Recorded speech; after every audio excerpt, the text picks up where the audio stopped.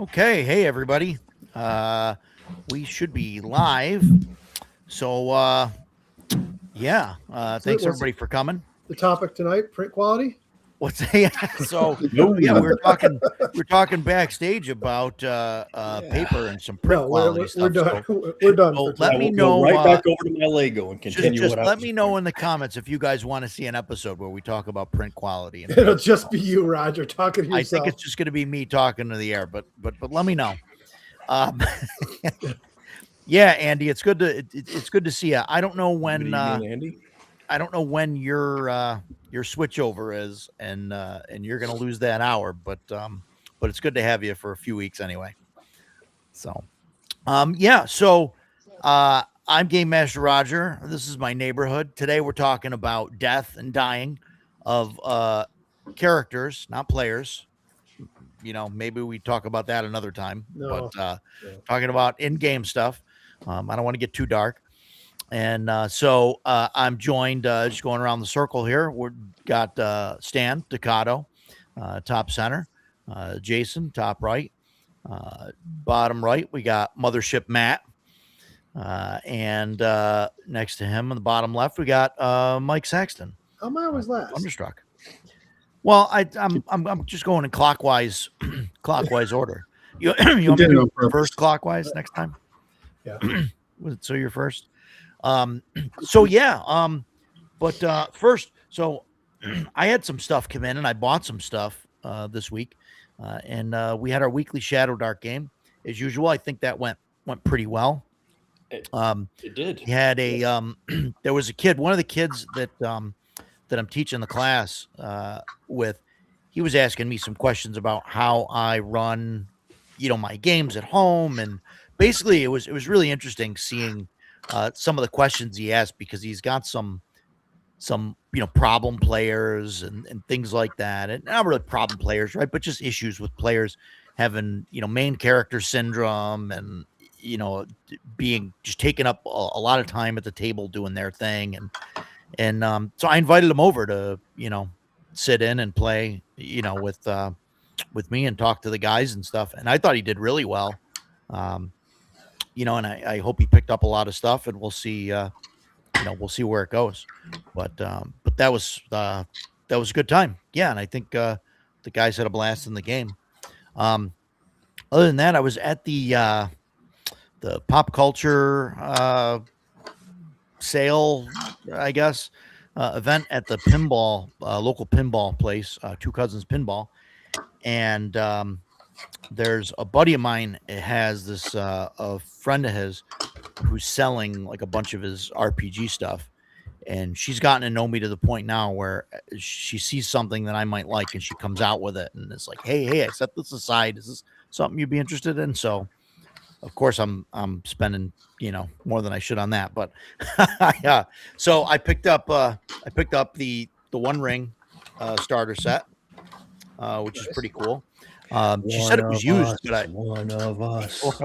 she said it was used and it was open, but like the dice package is sealed, and everything looks like they're like the cards are still sealed, and everything looks like it's in pristine shape, the books and everything. So I don't think it was used. I think it was just opened. And then of course, after I bought that, she came out with the core book, and so I said, well, might as well buy that too, right? I mean, just in case. Yeah, fun. Excellent purchases. So I think I'm gonna have to run the starter set, and I think I haven't looked into it. But is that the starter adventure that we played at GaryCon? It depends. There have been 2 starter adventures. I think the one that we did at GaryCon was the original one. Hold up the one you got. That's the new one. Oh, that is the new one? Okay. I got them both here. Let me see.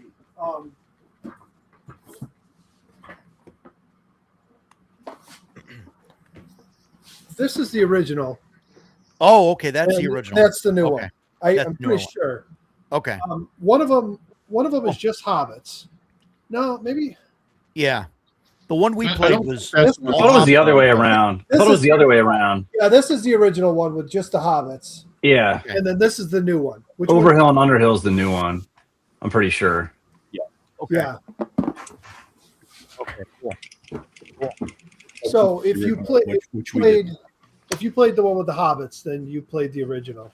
Yeah, which is the one I have. So that's cool. Yeah. So I'll, Not that I'll it be a little matters familiar with it. because at GaryCon we didn't do anything in that module. Yeah. Well, much, yeah, we much skipped to the all DM's dismay.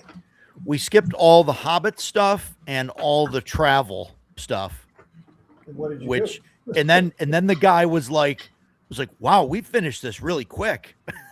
I was like, well, you hand waved all the travel. Like, Yeah. Which is that's what the whole game. the whole Tolkien thing is. Yeah. It was so weird. He was like, the guy that was running it, we left town and it was like 11 o'clock. And I was like, whoa, we can't leave yet. 11sies. So he was like, oh, okay, like whatever. Yeah, you guys go get something to eat and then you leave. And then we like get there. He's like, okay, and you get to this other town. I'm like, okay. And I'm like, well, he's like, you guys go to this place and you're going to the thing. He was like really, really railroady with that. And I was like, wait a minute, how long did it take us to get here? And he's like, oh, it was like a couple hours. And I was like, well, it's 1 o'clock. We missed lunch. Like, and like he kind of like gave me this frustrated look, but everybody else at the table was like, yeah, we got to get lunch. And like, the only one that was not playing a hobbit was me. Yeah. And I was playing a dwarf, and it specifically says in his character that he loves being with the hobbits. They're like a bright, because everybody likes them. They're the bright spot in a dark day. And so I was like, we definitely have to have lunch. The guys have got to be hungry. So yeah. And it was really getting on the DM's nerves, but yeah, and no he was one like, at the table cared. fine. Yeah, we were all having a great time. So, yeah. yeah. And and then he like rushed us right into like the end game thing, and like it was, I don't know, it was just a weird kind of thing. And then we finished it, and like that was it. And he was like, yeah, wow, that went really quick. It's like, what?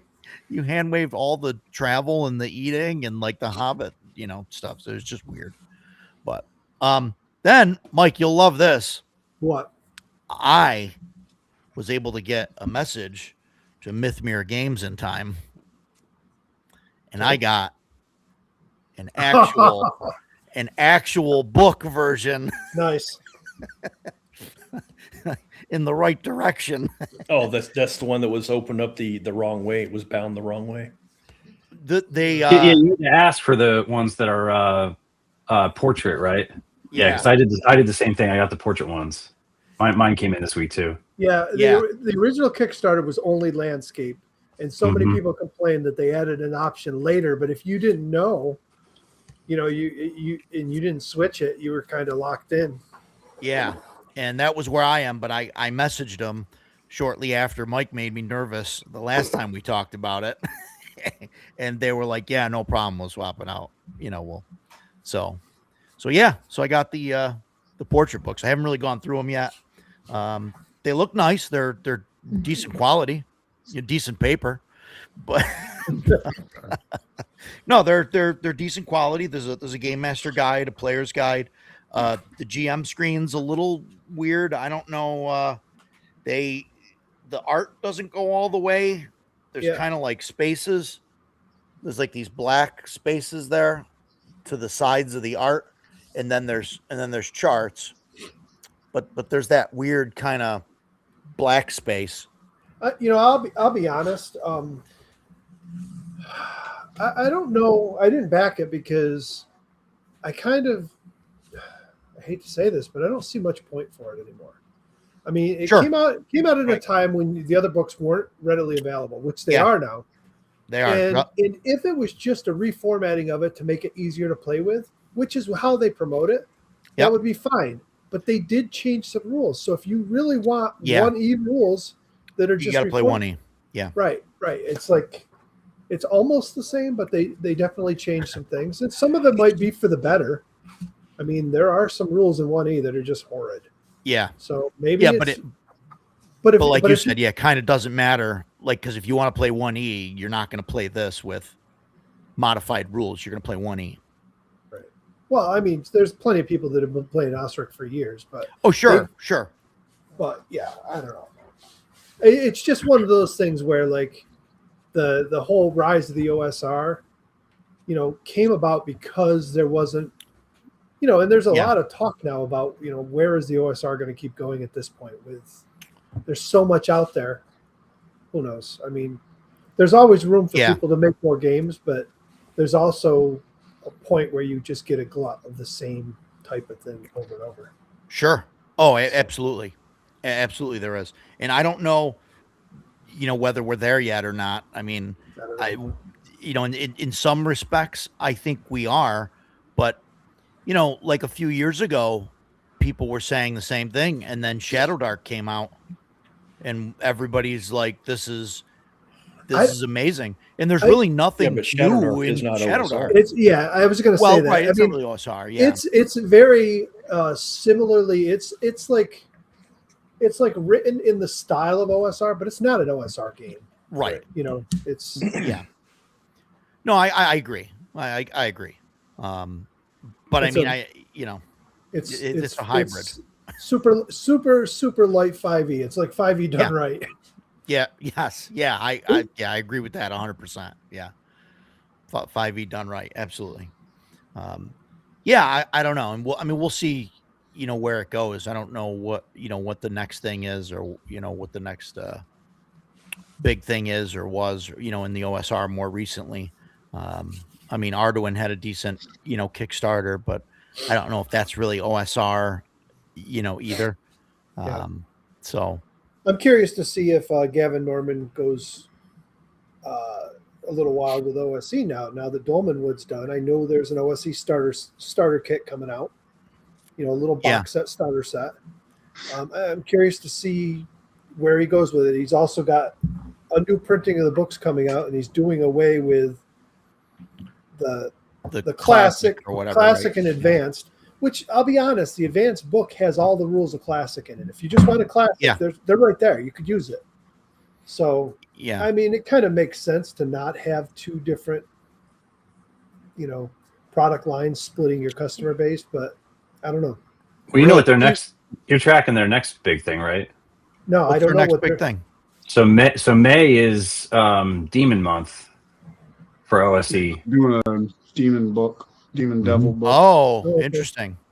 So like it's one of these shared crowdfunding, multiple project things. So they have Necrotic Gnome has stuff, and then there's independent stuff too. But that's like their big release is the Demonic Grimoire is coming out. So, but Mary Mushman's gonna have something too.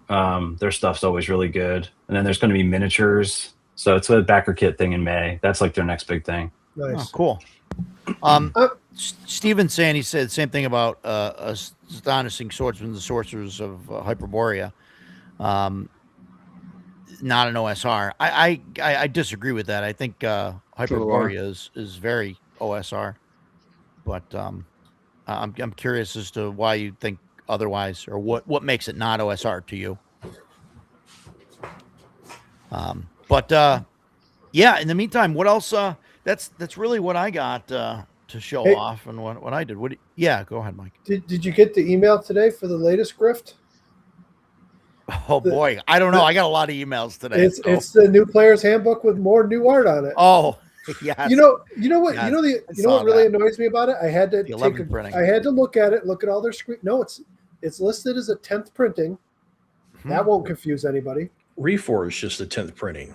Wait a minute. This is also Reforged. It's listed on their. If you look at all the screenshots that they put up on the store, they show the front page and it listed as 10th printing. So what happened was they printed so many they forgot what printing they're on. Wait. That's what it is. And they took the Reforged badge off of the cover, so to more confuse people. What? Yeah, I am so done. If you look on their store, it's on there, and they put screenshots of it with the pages and what's in it. It says it's the OSR's been, or the OGL stuff's been removed, so it's the Reforged, but there's no Reforged badge on it. It's listed as a 10th printing. It's got a new cover. All of those things are going to confuse the hell out of people. Yeah. it's already confusing me Right. why they pulled the Reforged badge. Like And why, after they just did those covers, did they really need another one? Other than another reason to get you to buy more books. Yeah. Uh, Man. Yeah, it all dropped today. They sent me the emails. I've even unsubscribed, so they stopped sending me 20 emails a day, and I'm still getting them. Oh yeah, they got you reforged. Yeah. Reforged. Yeah. Paul says OSR loses more meaning with every passing day. Agreed. I kind of want Hyperborea to not be OSR so I can abandon the acronym in the trash.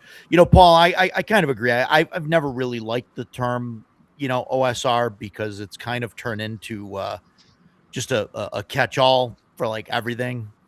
Like everything's OSR now, like Right. that comes out, and and some of it's really not, but but you're right. And Steve is right here. It's not really trying to replicate. It sort of replicates first edition without the Tolkien influences. I think that's kind of the goal of Hyperborea. Even though D&D didn't go this way, it's very much in Gary's style, because he wanted D&D to be very human centric. Yeah, he hated right. The other races, and he obviously he didn't like wizards and stuff like that, which are in all the games. But yeah, that would be right up his alley of just humans. Sure. Yeah. So, but yeah, we could probably do a whole show on OSR or not OSR and just go through a bunch of stuff. But it's kind of a pointless thing, like, because it doesn't really matter in the end, But so what else? What'd you guys do this week, and what'd you guys get in? Want to just go? Well, let's go backwards, because Mike doesn't want to be last. Hang on, I got to get my stuff off the shelf, because I put it away and I stuff off the shelf. Yeah, we should roll initiative for this next time. We should roll initiative. Yeah. It'll take me 1 second here.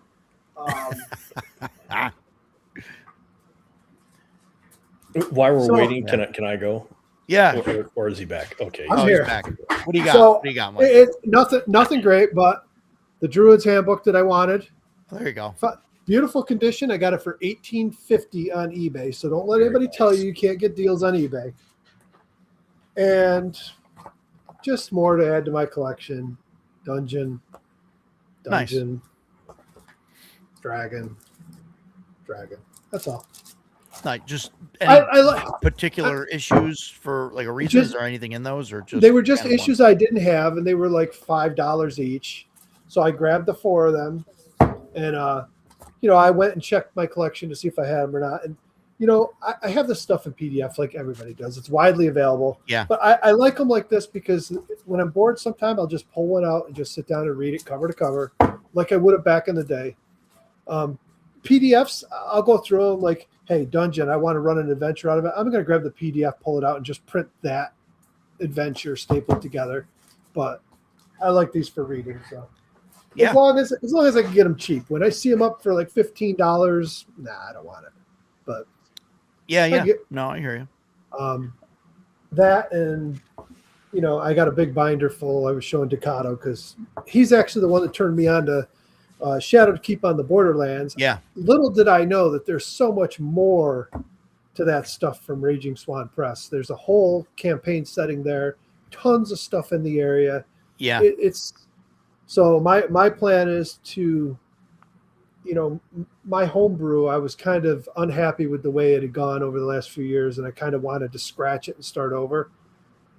This I'm going to go with their setting, which has some good fleshed out stuff, but it's wide open. You could do anything with it. And I figure when Western Reaches comes out, I probably don't want to run her setting as it is either. I'll probably take pieces of it and pop it in there. So it'll give me a nice baseline to start with. And Raging Swan Press just started making Shadow Dark stuff. Their first thing came out yesterday or whatever. And it's a gauntlet. The freaking thing's like 80 pages long.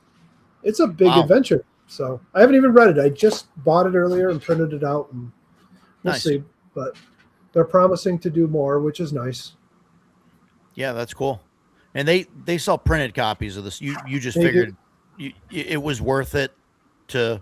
Yeah, I want to the figure out price. because I didn't know any of it, and they have previews and some stuff, but previews are small. You can't really get a good idea, especially when it's a 150-page book. So I got some PDFs and figured I'll start there, and then if I want to go back later and pick up print copies, I can. But back to our paper quality, print quality discussion. Right. I bought a lot of paper and printed out a bunch of I've got so much paper I can print PDFs all yeah, there you go. Any gaming this week? Yeah, we ran our game this week. We finished up the Citadel. One of my old players came back this week. He called me during the week and asked if he could come, and he's in a game, and they're only playing every other week, and they weren't playing this week, and he's like, "Hey, you mind if I come check it out?" He goes, I go, "Yeah, if you're just going to sit and watch?" He goes, "No, give me a pre-gen. I'll play." I said, "Okay." So he hopped in the game and he played. Nice. They finished the Citadel. They decided they ran into the Beastmen for the first time, and they had already killed the Minotaur. So they tried, the Beastmen were really, really cautious and kind of hostile towards them. I did the reaction checks, and they were hostile. And they were like, "Whoa, whoa, whoa, we're your friends. We killed the Minotaur." So they kind of showed them the corpse of the Minotaur and tried to negotiate with them. And they had the boss there, I forgot his name, Rogan or whatever it was, come out. And they were talking with him.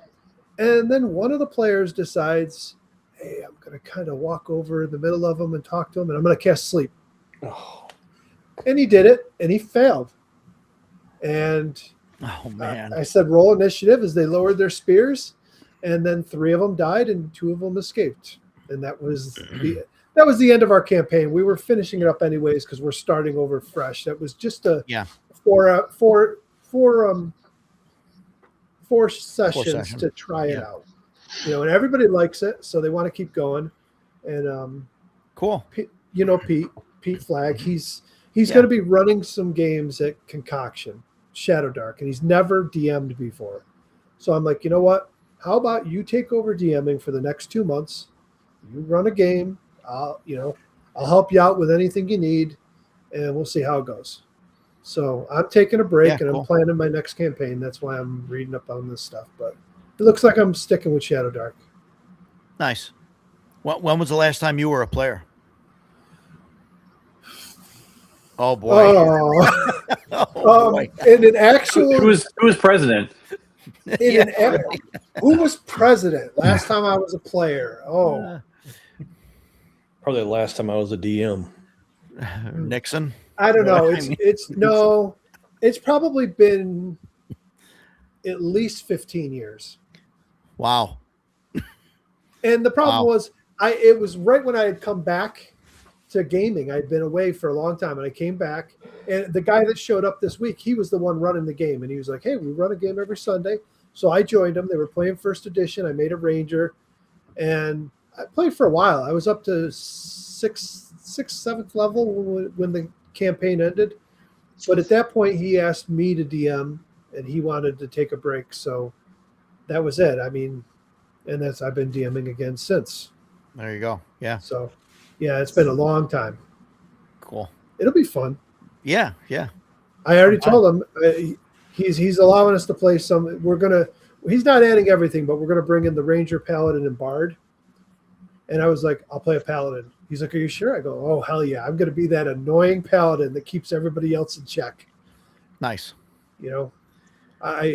So many times I've dealt with players that are like, we're gonna go torture this guy, or we're gonna do this, and the Paladin's like, "Oh, I'm gonna go in the other room." I'm like, "No, I'm not." Yeah, that no, Paladin. that's all bullshit. Yeah. Nope.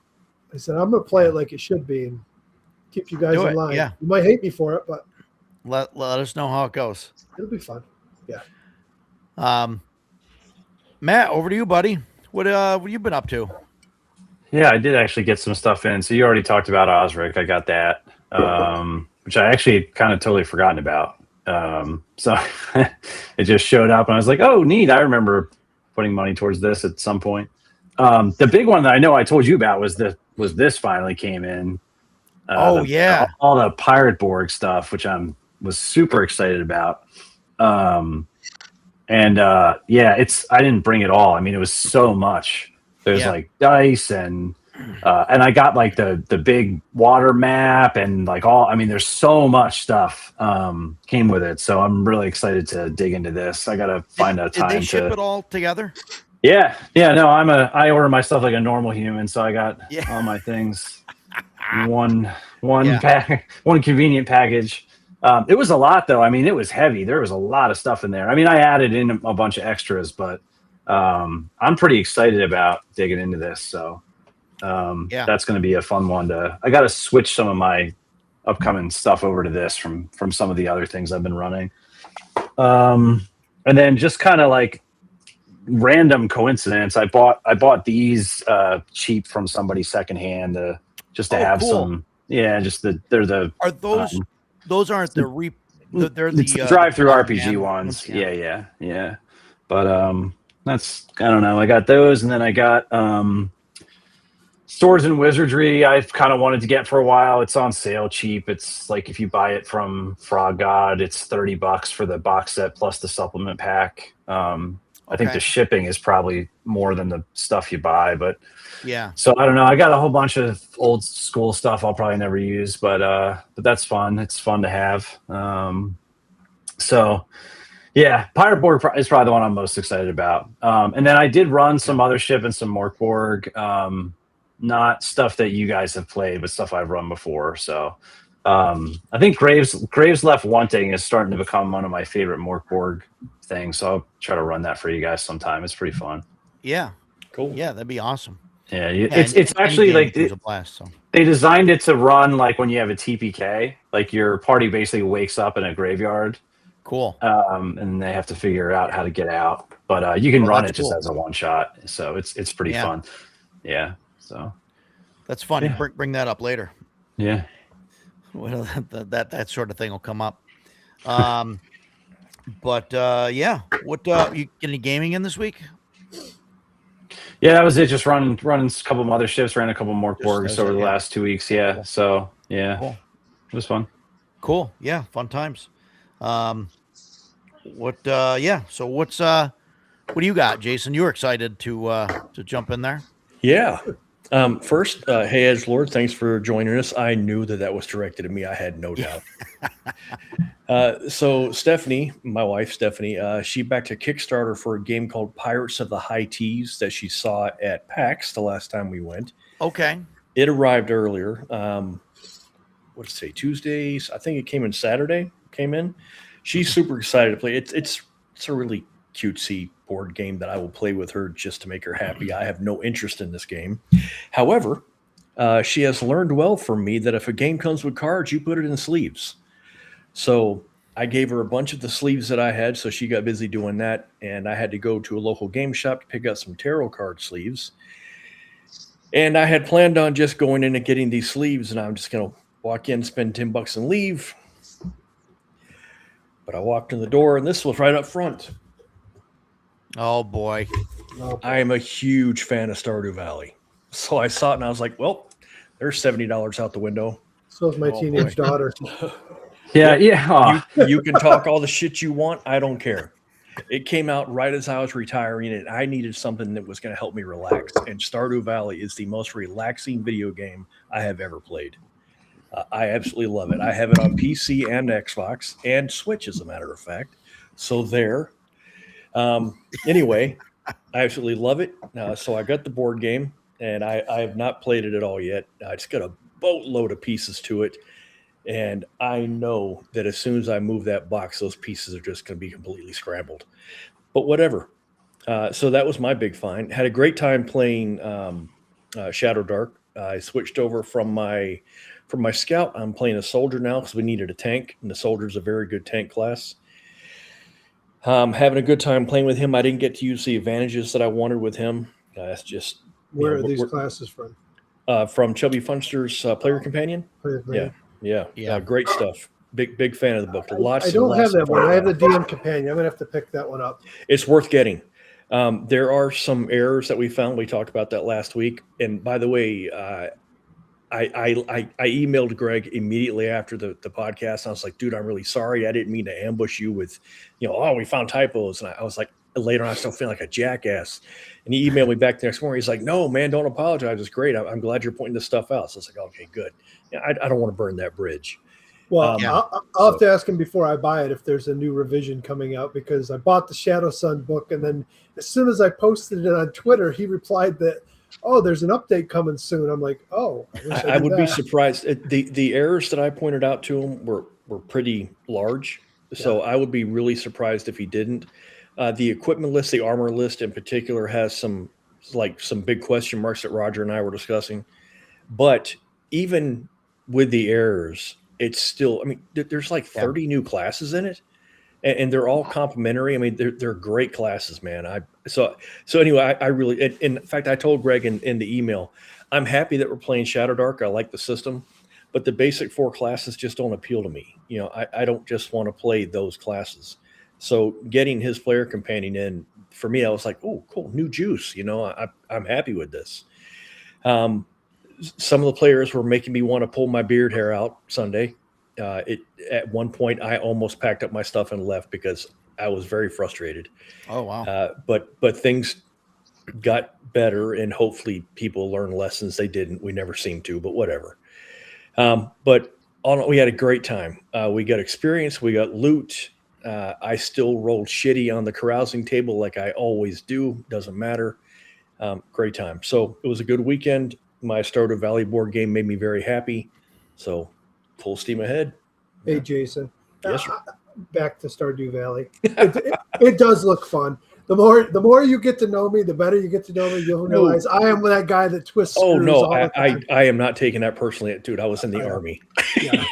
Not taking it personally at all. But I will defend Stardew Valley to the hilt, man. It is such a pleasant game to play that it's just like, even after I retired, I was doing construction, and I would be all wound up all day from trying to cut shit to the nearest millimeter. And I would come home, and I was either playing Red Dead Redemption 2, which is great because I would just go out hunting up in West Elizabeth, or I would put Stardew Valley in, and I would immediately be like, here we go. This is what I want to do. So, yeah, I don't mind you giving me a hard time. It doesn't bother me at all. I'm curious to know what you think of the board game, because I've heard mixed things about it. The production quality is insane, though. It's really nice. Looks incredible. And like the board that you play on is the map of Stardew Valley. So I was like, oh, this is great. But I'll let you know. I plan on taking a look at it. Hopefully Thursday night. If not, then I'll do it Saturday. But I will let you know what I think. So. Hey, Agile, thanks for coming. Hey. You're up, Stan. Oh, Dan, my turn. Yeah. I got a couple things. So I got this. Cool. Blacklight. Oh, yeah. That came in. Have you looked at it yet? Have you been reading through it? I have been reading through it here and there, and I was actually talking. My son saw it too, and he was like, "Oh, what is that?" So we started talking about it back and forth, and he was like, "Oh, wow, that sounds really cool." He got to play in a couple of the Shadow Dark sessions that I ran. He only played in a couple of them, but he really liked Shadow Dark. He was really looking forward to playing it, and then his school and sports schedule screwed that over. But he was able to jump in on a couple. He really liked it, so I explained to him basically the premise as I understood it, and he was like, "Oh, wow, that sounds like really cool." So hopefully at some point we'll give it a go. Yeah. And then I got. With that, I got this. This is Dunstone. This is a setting book for like Mike and I have been going on about Raging Swan Press. This is set. This is one of the towns in the Duchy of Ashlar. So when I ordered the Blacklight book, I threw this on there to get that. And then this actually led into like a big deep dive, because there's a map in this book. It's just a localized map around Dunstone, but it has like all these adventure points in it. So then I started looking at their drive-through page to see, what they had, like, and all that stuff has something. And then I already had this book, which I probably already showed, but this is all dungeon backdrops. So a bunch of them are in here. Like actually most of the ones that I saw on the map are in this book. So I have been kind of diving into that lately. And Are they quicker with their soft covers? supposedly, but the thing with this order actually took a while because it was I don't know why, but it was one's a soft cover and then the other one's a hard cover, and it took freaking forever to come, or it felt that way. Yeah. Yeah, that's when I ordered last order. When I ordered Tales of Argosa, though, like that actually I felt shipped pretty quick, and I got the hardcover version. But this one is that print on demand though? Tales of Argosa. Yeah. So drive-through, you can actually they have an option now. There's some sellers that can actually sell their printed books through drive-through. So, but it'll usually say at like the top of the page that this is fulfilled third party or whatever. So that's why I wondered. Yeah, I ended up going when I ordered the Baptism of Fire and the two books that go along with it. I actually ordered them through Amazon because they were available on Amazon. So it only took a little bit to get them. Yeah. Yeah, that's interesting. Yeah. What yes. I want to hear about your crazy miniature setup this week. What you got? Anything? Oh no, I didn't. I played in our second edition Ravenloft game Friday night, which was good, except for my dice rolling, which sucked as usual. And but no, that was a lot of fun, and we're getting further into the mystery of that particular adventure we're on, which was good. But I didn't run anything this weekend. So this coming weekend, I'm running the game. I have no idea what I'm going to do yet, but it's happening. Yeah, cool, good times. Before we go on, I have a question for you, Roger. We've talked about Gangbusters every now and then, and man, I really want that game. Can you did you tell me they're going to do a new edition of it, or there's another print set coming out? They did. They did a pre-order for Gangbusters, and then Gangbusters BX, and then they had Don Samora, who was on the show. He's printing it.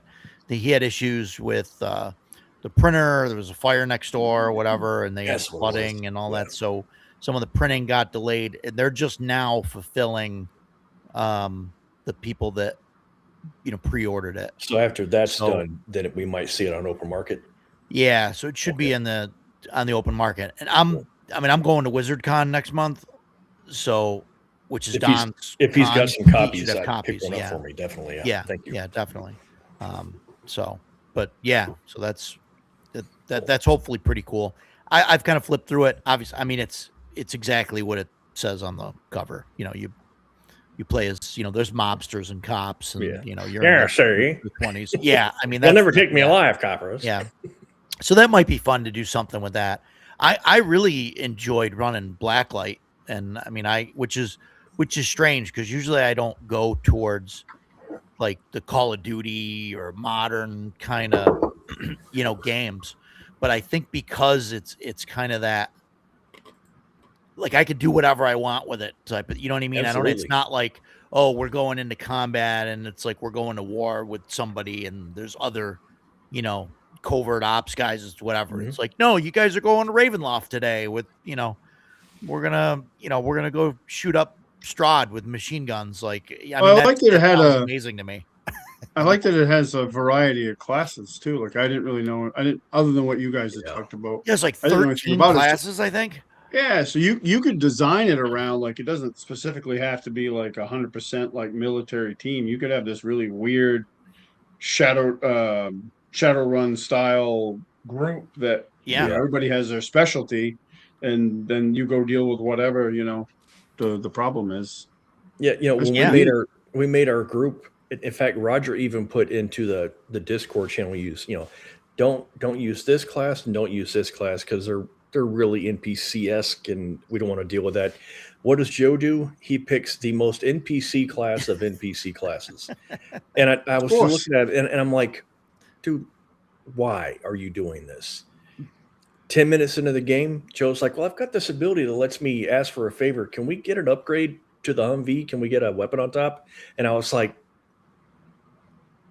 okay, because my guy's a heavy weapons guy, so I sat up there. You rolled really good on that. You rolled like an 18 or something. Yeah, and the 50 cal is what saved our bacon at the end because I poured lead into the main bad guy. Yeah, So yeah, that was all Joe's doing. I was like, okay, never mind. Whatever. Okay. Yeah. What's Little Monks? What's Little Monks? I don't know. I think they're talking about. I think they're talking. Oh, they're about, talking about 3D printing. Yeah, but Edgelord is doing Warhammer or Runehammer. I didn't see what, but I think that's what they're discussing. Oh, Warhammer. I think he's or something. Yeah. I mentioned. I don't know. Yeah. Okay. Did anybody happen to back the Black Ballad for Shadow Dark? I did not. No. What that doesn't. It sounds familiar, but I what is that? It's got 22 days to go, but it's only half funded so far, so I don't know if it'll make it or not.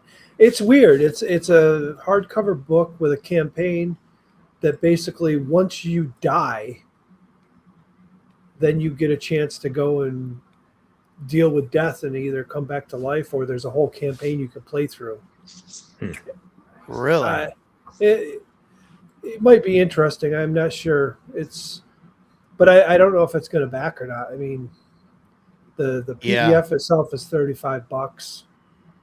It's like $77 for the premium everything, which I'm guessing has the. Is that the one by Dungeon Damsel that I've been seeing all over Facebook? No. Okay. That's Druskara or whatever. Okay, that's right. Did you end up backing that? No, I did not. I have no interest in that stuff. Yeah. Death of Oath, Second Chance Adventure. Full adventure designed to supplement home campaign or any official Shadow Dark supplement. Yeah. After death, for any reason, your party will journey to the storm of broken worlds and engage in discourse with death itself and attempt to earn a second chance in the land of the living. Failure spells oblivion, or the chance to enter the setting of the Sunless Crossing and begin the main storyline of Black Ballad. That's interesting. Yeah, I mean, I thought, I don't know. I'm curious to see. I'm going to watch as it gets closer, and I don't know. Yeah. It seems a little pricey, but I don't know. I don't know how big it is. You know, it definitely sounds interesting. You know, I kind of like some things like this. I mean, I think it would be something you'd run once, though. Yeah, it says that you can run it multiple times and all of that. Maybe you can run it multiple times if you, like, they succeed the first time and they get back out, and then the next time, like, they fail, and then you got to go through the thing if there's like different paths. But I don't know. Yeah. I mean, I wouldn't turn away from it if somebody said, "Hey, we're going to add this to the campaign and we're going to run it," but I don't have any reason to back it. It's just not for me. It's okay. Yeah. And I mean, that kind of leads into. It actually looks like the $35 tier gets you the PDF and the soft cover. Okay. That's not bad. Kind of a standard price then. Yeah. All right. Before you get this train back on the tracks, I'm going to derail real quick one more time. So one other gaming thing that's tangentially related is I don't know. Danny, you guys play Slay the Spire? I a little bit, very little. So Slay the Spire 2, it's so good. It's so freaking good. Yeah. And it's got 4-player co-op now, just like the board game did. Yeah. It's amazing. It's not on sale anymore. It's $25. It's so good. Like, if you like deck builders at all, man, it's great. Like, I don't know it's just really good. So better than the first one? Yeah, I like it better. The enemies are more creative. Like, it's a lot of the same stuff, but like that seems to be the main difference besides the co-op is like the creativity in the enemies, like what they do and the things that they do to you, and how it's really, really, every time I fight something, I'm like, whoa, this is so, like, how do you approach this? It's so different. So I can't recommend it highly enough. It's so good. And it still is terrible art, and it'll run on a potato. So like, it doesn't matter what computer you have.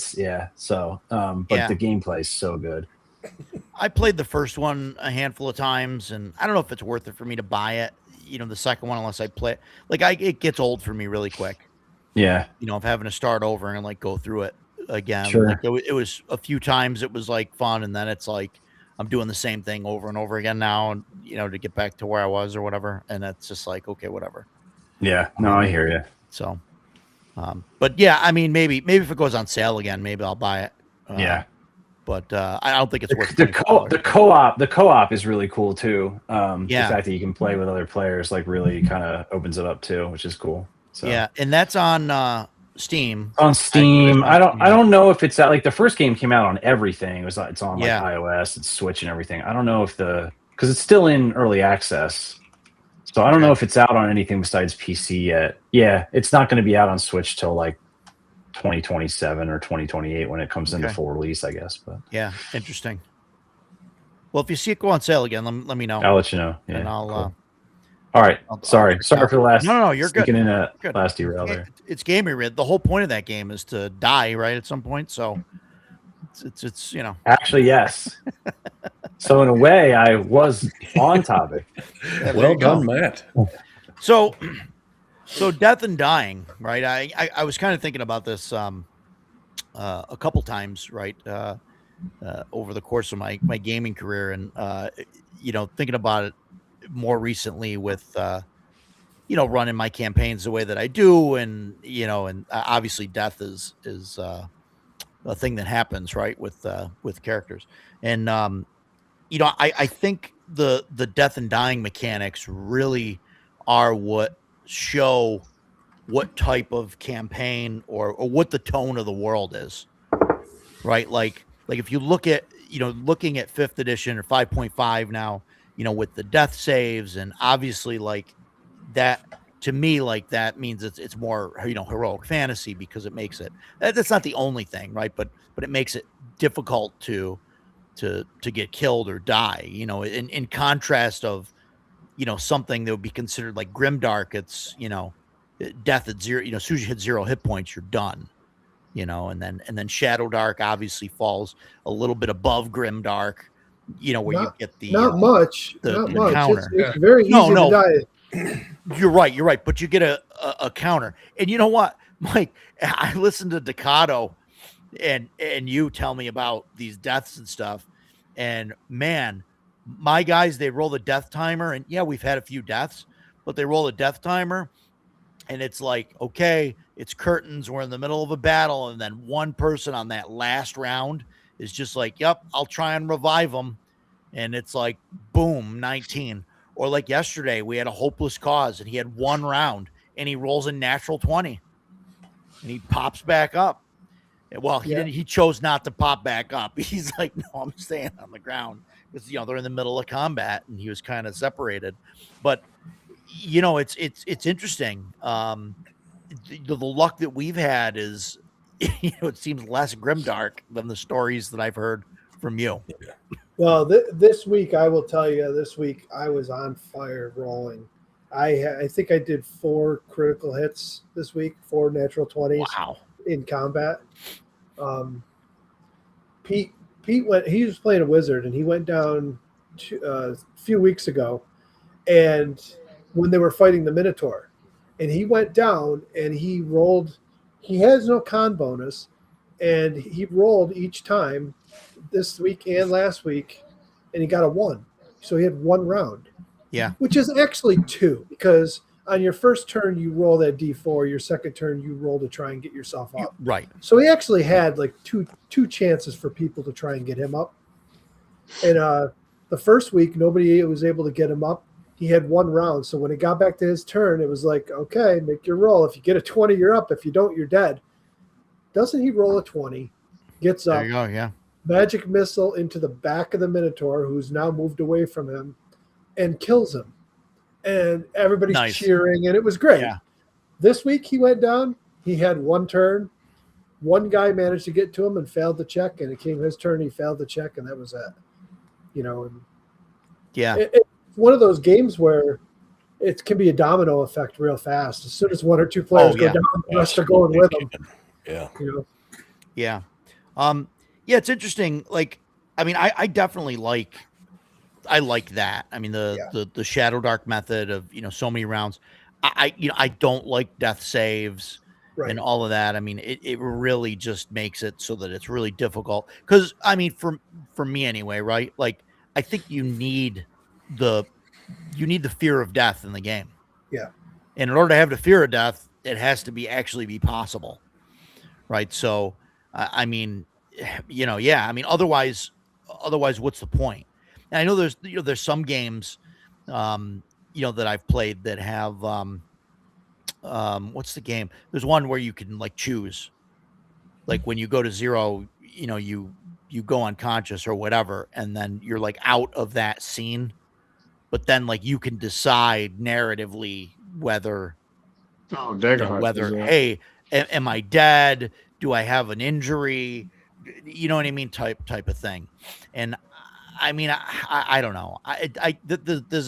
There's a time and a place for that, and I mean, I don't think like the campaigns that I run are really designed for something like that. If you're playing a heroic fantasy campaign and that's the style you like, where your players aren't going to die, you just want to tell good stories, then I guess it works. But to me, sure. I've never been into that. I want it to, there's got to be risk. That reward doesn't come without risk. Like I've played both, so I think to give it credit, I think actually Daggerheart's method is better than the 5th edition method. Oh, because you get 3 different options. Talking to Ken right? On the side here. No, this is from my personal experience. So one of the options you get is you just roll the dice and see what happens, right? So that was the one I picked. You're either a hero or a zero, right? So it's like, all right, I'll take that one. But then there's other one where you can like, all right, I'm gonna die, but like I get to do one thing and then that's it. I think it's better than just the 3 death saves that everybody lollygags their ass getting over there to help you because they know they got typically at least 3 rounds. I mean, there's ways to fix that. We did some stuff in our 5th edition days, like not revealing our results when we rolled. I started doing that in our games, and everybody else kind of took that and they started doing it well. So nobody knew, not even the game master had any idea where you were at with a save. And there were times I remember in one of my son's games, he was running. One of us, my friend Chris, his character went down, and I lost track of the rounds like altogether. I thought it'd only been a couple of rounds to go over, and he's like dead. I was like, oh shit, and he's like, yeah, it's been like 5 or 6 rounds. I'm like, but we had no idea. So I think that's a way to fix if you're going to still use that system. To me, that was a good fix. Was don't reveal the death save. Same thing in Shadow Dark. Like what I would do is I'd roll the death counter and not tell anybody what the result was. They have no idea what they have for time. And my guys, because they rolled so crappy on all their stats, they had no con bonuses. So it was like my buddy Matt was going through characters left and right, and it was like every time he'd have like 1 round to be brought back, and they weren't really like, I think they were kind of locked into or flashbacking to our 5e days where they would just take your time to go over and heal somebody, and it was like, it doesn't really work that way in Shadow Dark. Like you need to get over there, and if you're going to do it, get it done, because they don't have a lot of time. So the only thing I don't like about the Shadow Dark death system, and I do like most of it, the perfect example is this Sunday. We had a dumbass wizard that ran up in between 2 doors and said, I'm going to open the door. And I'm like, I'm the tank, but you do what you want to do. And sure enough, he opened the door. There were 2 bad guys in front of the door behind him, opened up, 2 more were there. And he's pinned. He's got nowhere to go. And I was like, here we go again. And sure as crap, Roger rolled a natural 20 right there on the table. Yeah. Rolled the 1d6 damage twice, 12 damage. Yeah. Maxed it out. And this wizard had 1 hit point. And so instead of just obliterating the wizard, he's at 0. And now he's got, 2 rounds or whatever, because he rolled, the D4. And I'm like, I'm glad his character didn't just get whacked right out of the bat. But man, he asked for that. And that's, I've said it so many times. Stupidity deserves to be punished, because that will teach you not to do that again. And so, he took 12 points of damage and he had 1 or 2 hit points. Yeah. So, and then I don't know. So then but he made a save, and that's neither here nor there. And there's nothing against, I have nothing against the player. It was just what he did annoyed me. And I'm looking at him like, well, the system just saved his ass there. And that's my chief complaint. That's not true. That's one of my 30 complaints about 5e that I really hate. The system is designed to powder your bottom so that you're going to be okay. And I felt like that's what was happening in Shadow Dark. And I'm like, dude should be dead. No saves, no rolls. you go cut in half. I'm sorry. Well, that's whatever. It's anybody that tells you that's been playing a long time. Anybody that tells you that they never used house rules is just full of crap. Every game pretty much promotes it. You'll read in the thing and they'll tell you make it your game, and if you don't like this, change it. And playing AD&D, everybody had a sheet of house rules. I think that would be. I agree with you. The fact that a wizard with one hit point taking 12 points of damage like that, and then he's just a 0 and whatever, you could easily house rule that, though, that if they take double their hit point total or something, I was thinking in a single hit, they're dead. Period. Dead. Yeah. But, or if you'd go to, I was thinking like if you'd go to like -10. I know there's no negatives, right, in Shadow Dark. But you take enough damage that would if you were to take 10 more damage than and that's kind of how I do it with C&C. And I think that's how they did it in first edition too. -10 was dead. So there was first edition introduced it, and second edition it's right in there as an optional rule, and that was the hovering at death's door, where instead of dying at 0 you dropped unconscious and you bleed out till you hit -10.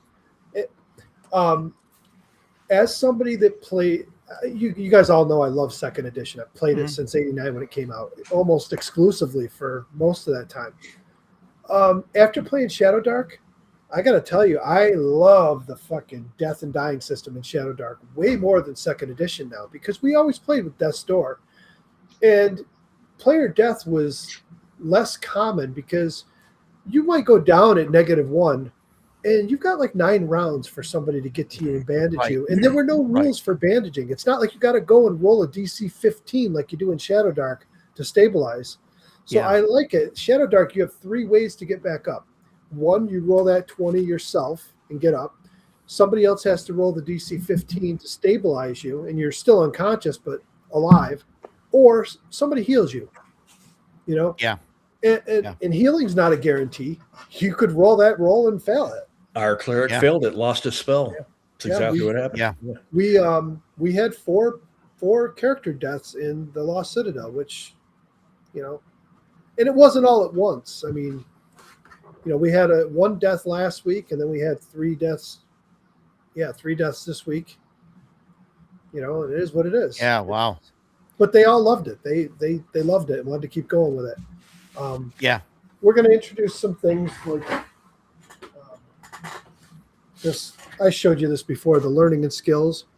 If you read through it, it takes like the I don't know what it's called in there, the secondary skills or something that you actually get. It's part of a background. Yeah, and background thing. Yeah, and they basically take AD&D second edition non-weapon proficiencies and assign them as skills to those backgrounds. And then you can learn other ones. You don't get points or whatever. It's a downtime activity. So instead of carousing, you can spend your downtime to work on a skill. You make a DC check to see if you learned it, and that's how they do it in Blacklight. Yeah, you can do that where they don't have carousing, but you can put so much gold toward a training roll, and depending on like what you want to do, it costs so much, and then there's a DC that you got to make. Yep. So and I like this adding the skills. I mean, obviously, Shadow Dark is very bare bones in a lot of respects. It's very simple. I mean, that one page per class with just a couple abilities, and that's it. Yeah, I love it. Yeah. My players had said they'd like a little bit more modularity, some things they could add to it. So adding stuff like that doesn't hurt it at all. I mean, adding a swimming skill doesn't mean you can't fall in the water and tread water and save yourself. It does mean if you fall in those, that raging river with your armor on, if you have the swimming skill, you might have a chance to be able to make a check, shed your armor, and, get yourself to the shore where somebody else might just sink. I like that. I like that, Sure. Yeah. No, that's interesting. Yeah. And I'd like to see what gets added into the Western Reaches stuff. I mean, I don't know, but as far as death and stuff, but so, some of the added stuff. I was looking at some of the preview stuff in the last couple of weeks, and it does feel like some of it's more. I do feel like some of it's more advanced options now, like expanding this, expanding like I like the expanded carousing that they added with the D100 rules. I looked at it and I don't know. It seems I'm okay with it. I think, and I have to try it. I do. My only thing is now you're rolling on the chart, and then that tells you how much XP you get and whether it's like how many good things and how many bad things happen or whatever. Do you right? And it's like 1 and 1 or 1 and 0. Yeah, well, then you got to roll on that that other chart. Or you could roll it by the book and you have a D8 for options. No, right. I agree. There's only 14 options. There's that expanded carousing thing. I tried that a couple weeks ago. It worked fine, where you use the D8 and the D4, and I didn't use it this past week because I completely forgot about it. But that gives you 32 options or what. So I know this isn't for everybody, but we've talked in my group about doing away with XP for carousing, because you have all these other downtime activities, learning and stuff. We wanted to add training to it. Like Pete found himself a scroll for his wizard. Oh, nice. Is it a good condition? I realized after I sent you that. You're muted. You're still muted, Stan. I realized after I sent you the link that it was a stock photo they used, and I was like, God, I hope he gets a good copy. Yeah. Oh man. Yeah. He gets over the cover ripped off, and somebody colored it in with crayon. That's what I was waiting for. That's nice. The round. Is that the round TSR or the rectangle? It is the round, actually. So that's the WotC print. Then that's fine. Yeah. Yeah, because the stock photo it was the rectangle. That's why I asked. Yeah.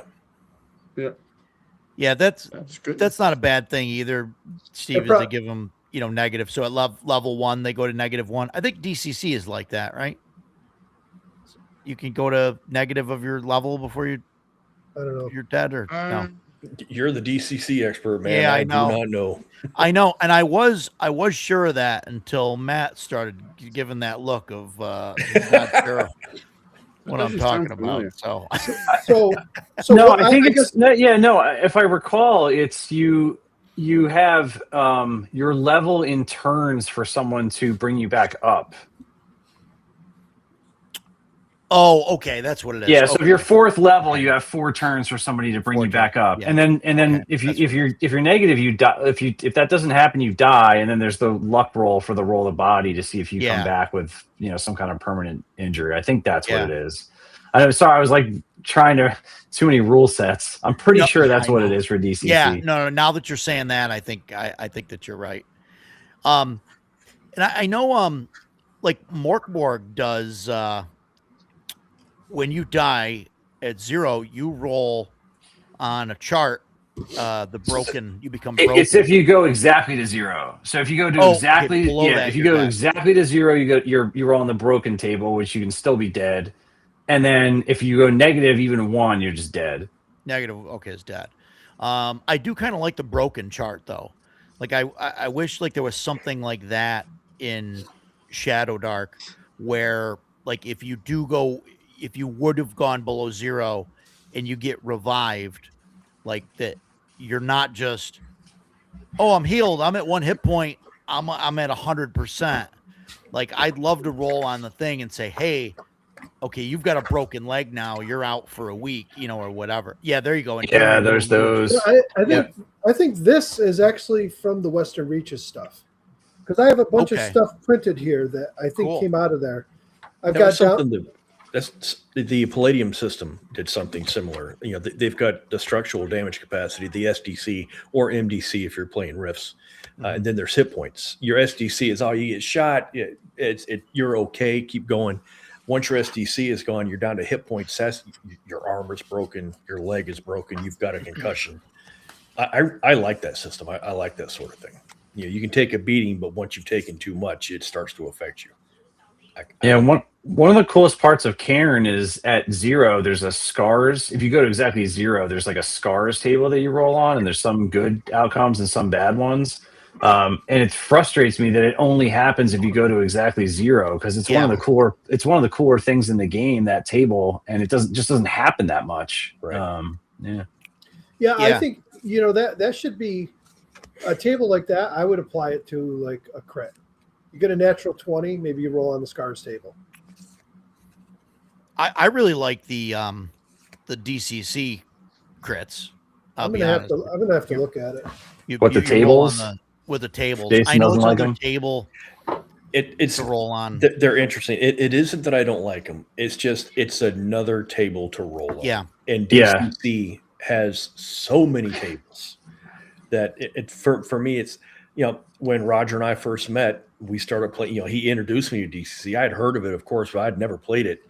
And man, I opened up the book and first he hands me a pile of dice and I'm like, what the hell is this? And then he's like, oh, well, you got to have a D7, so you're rolling the D7 table. And I'm like, a D7 table? What heroin addict thought of this? And so then we start, then we start playing it, and it's certainly it's interesting. The crits can have wild effects, or sometimes you just do times 2 damage, no big deal. So it adds a variety more than just like a regular crit and CNC or Shadow Dark or whatever, but.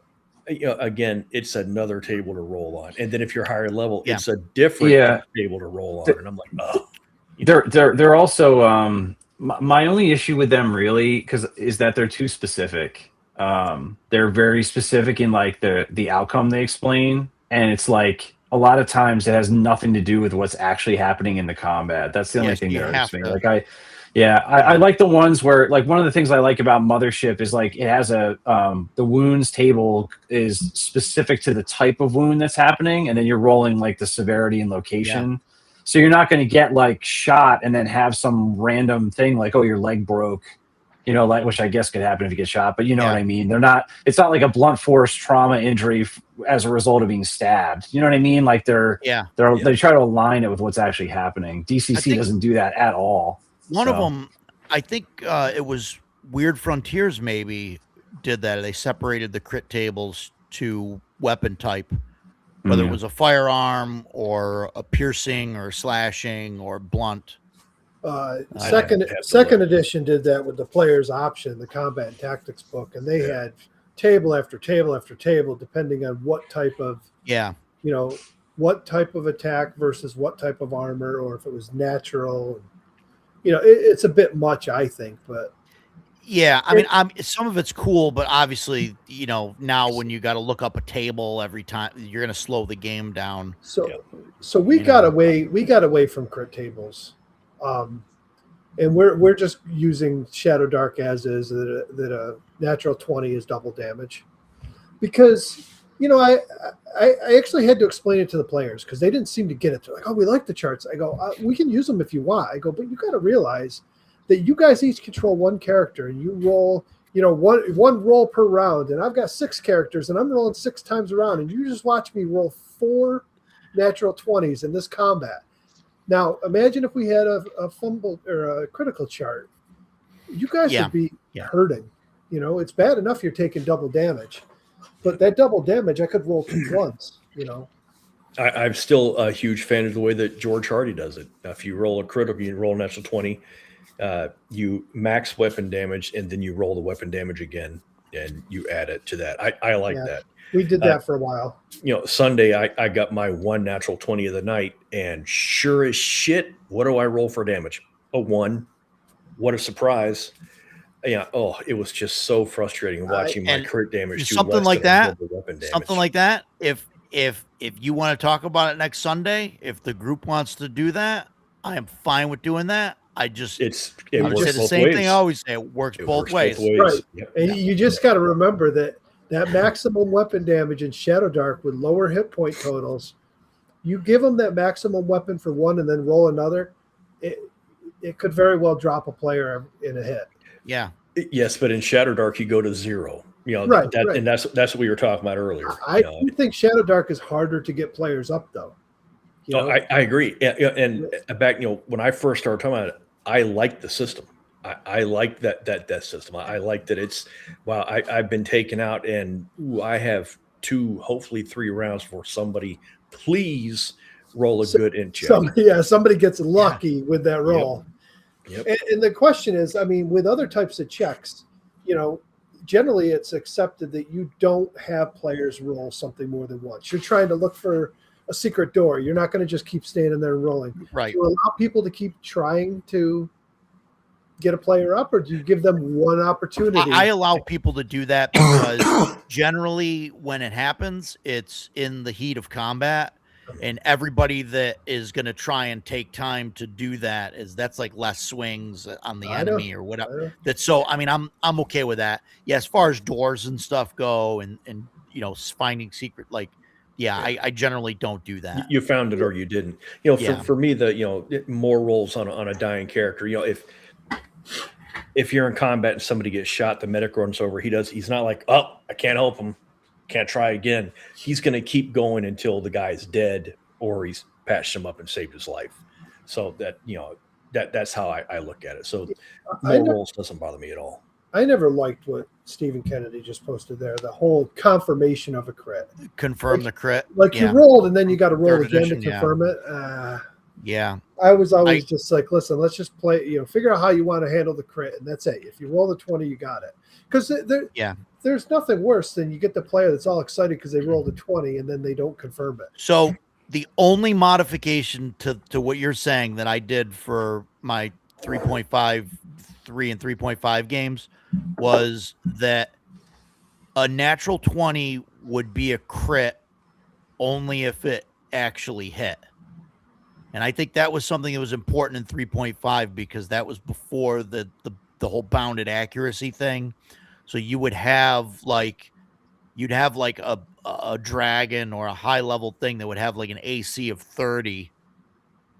And so could a natural 20 miss in 3rd edition? Because in earlier editions, a natural 20 was always a hit. No, a natural 20 is always a hit. Yeah, what Roger's saying is if you need a natural 20 to hit this creature, you're never going to be able to crit it. Yeah. So like if a wizard pulls out his staff and tries to hit the dragon with his stick and he rolls a natural 20, he hits. But with his attack bonus, if his if his total would be 25 and the dragon's AC is 29, he's just going to do regular damage. He's not going to do a crit. That was my only that was how I did it in 3rd edition.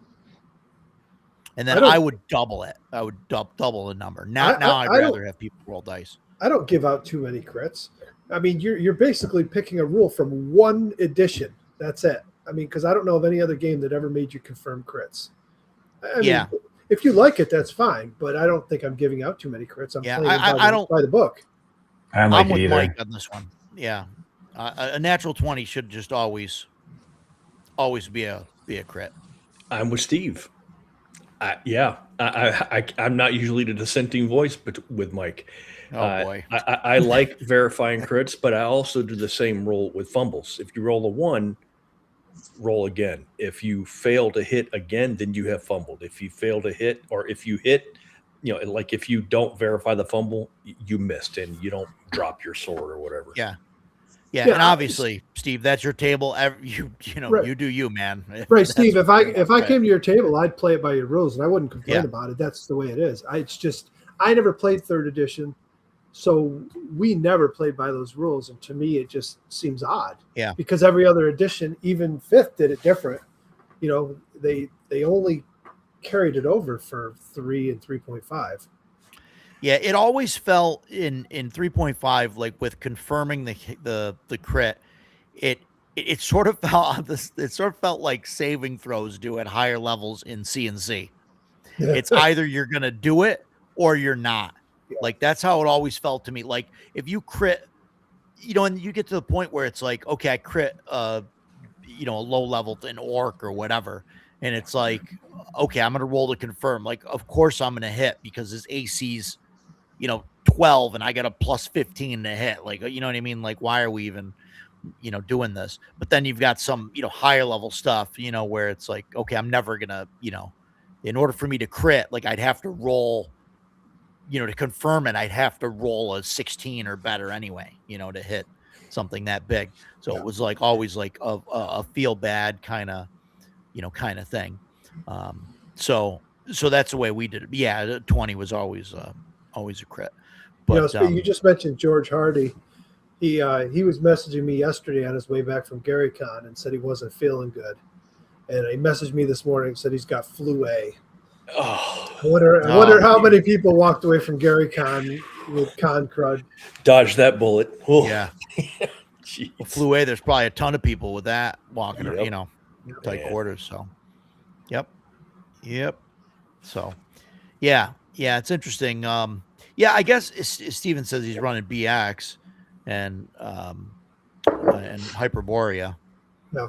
But yeah, I mean, I guess in BX, Borea's crits are based on your class.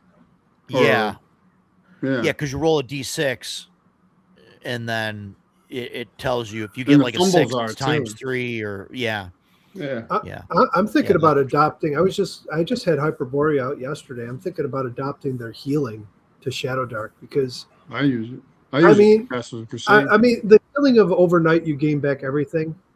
It keeps the game moving, but I kind of like Hyperborea's where if you get your full night rest, you roll your one hit die, right? Your hit dice, whatever it is for your class, plus Constitution bonus.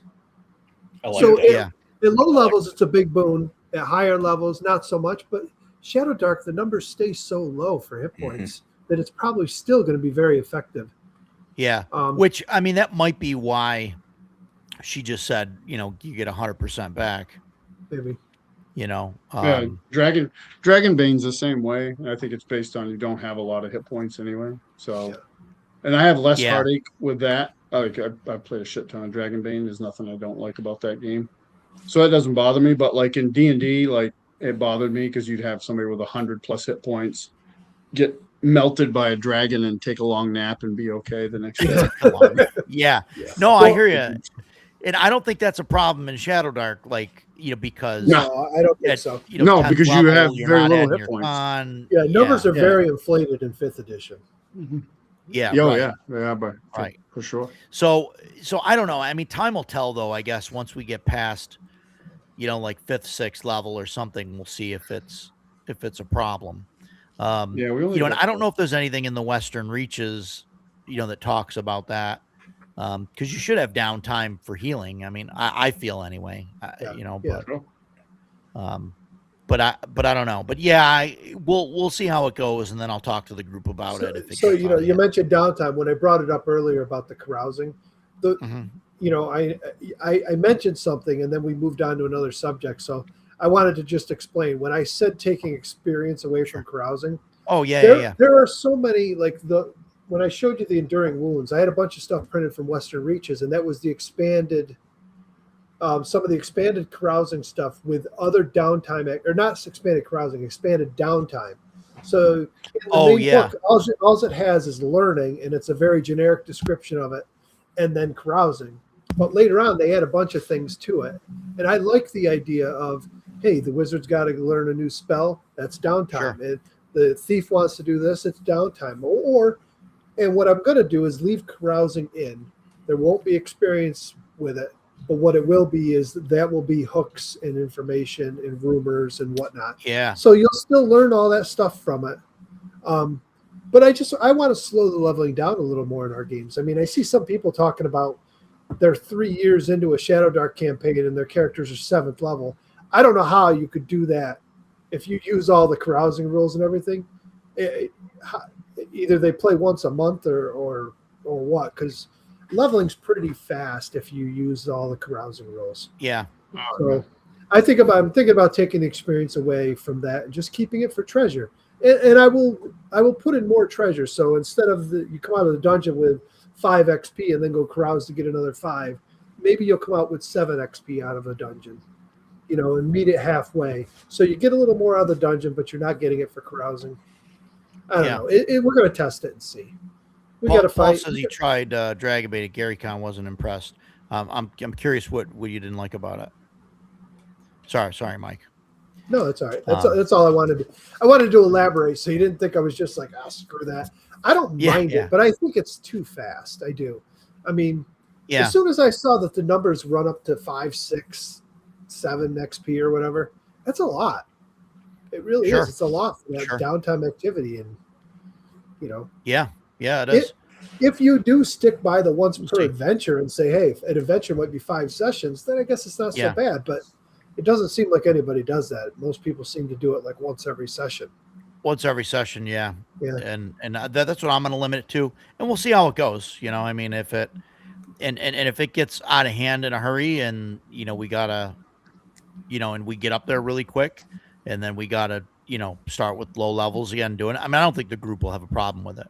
If we get to like, 8th, 9th level or whatever, and I say, listen, guys, we're going through this, really quick. When these guys get to 10th level, let's put these guys to the side and start level 1s and figure out something different with the XP progression. I mean, I don't think that'll be a problem. We're going to see how it goes though, because I never would have said this in the past because I was always that hard ass. It's got to be slow and whatever else. But if we play every week for a year and my characters reach level 10 after a year, I'm okay with that. Sure. A year is a long time to be sticking with one campaign and a story. I mean, some people play for years and years and years, but it's not, they call it a campaign, but man, it's like a lot of campaigns stretched together if they're going that long. Yeah. I'm okay with you. They get to level 10 and, we play for a year, you get to level 10. Okay, let's start new and we'll maybe play somewhere else, a different area of the world, or we'll do something different. Maybe we're going to go seafaring, or we're going to, play all dwarves or something. Yeah, right. I think if you play, I don't know. I think every week carousing and stuff, I think you can get to level 10 by, in a year, but I think you'd be hard pressed to do it. Really? You think so?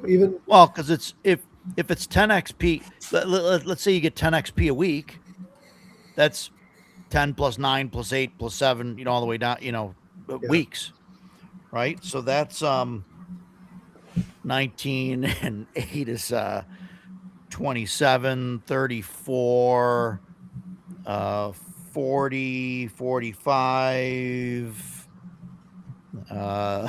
49, 52, 55. Yeah. So 10 XP a week is level 10 in a year in 55 weeks. I'm okay with that.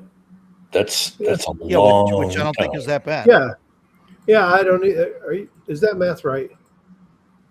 I'm gonna look here. Yeah, because it's 10 times your level, right? So you need 10 XP to get from level 1 to 2 is 10, and then from 2 to 3 you need 20, and then 30, and then 40, and then 50, and then 60, 70, 80, 90, and that's 180, 200, that's 300, 450. So at 10 a week, 10 XP a week, that's 45 weeks. Well, that's only getting you to. Oh yeah, it's 10 to get to. So it's 90 to get to 10. 90 to get from 9 to 10, yeah. Right. So that's 10 a week is 45 a week.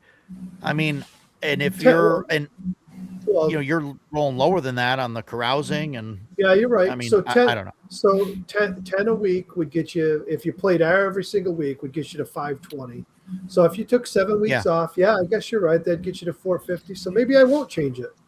And that's assuming that you roll well. Yeah, I mean, I don't think we've ever gotten more than 7 experience in a week. Yeah.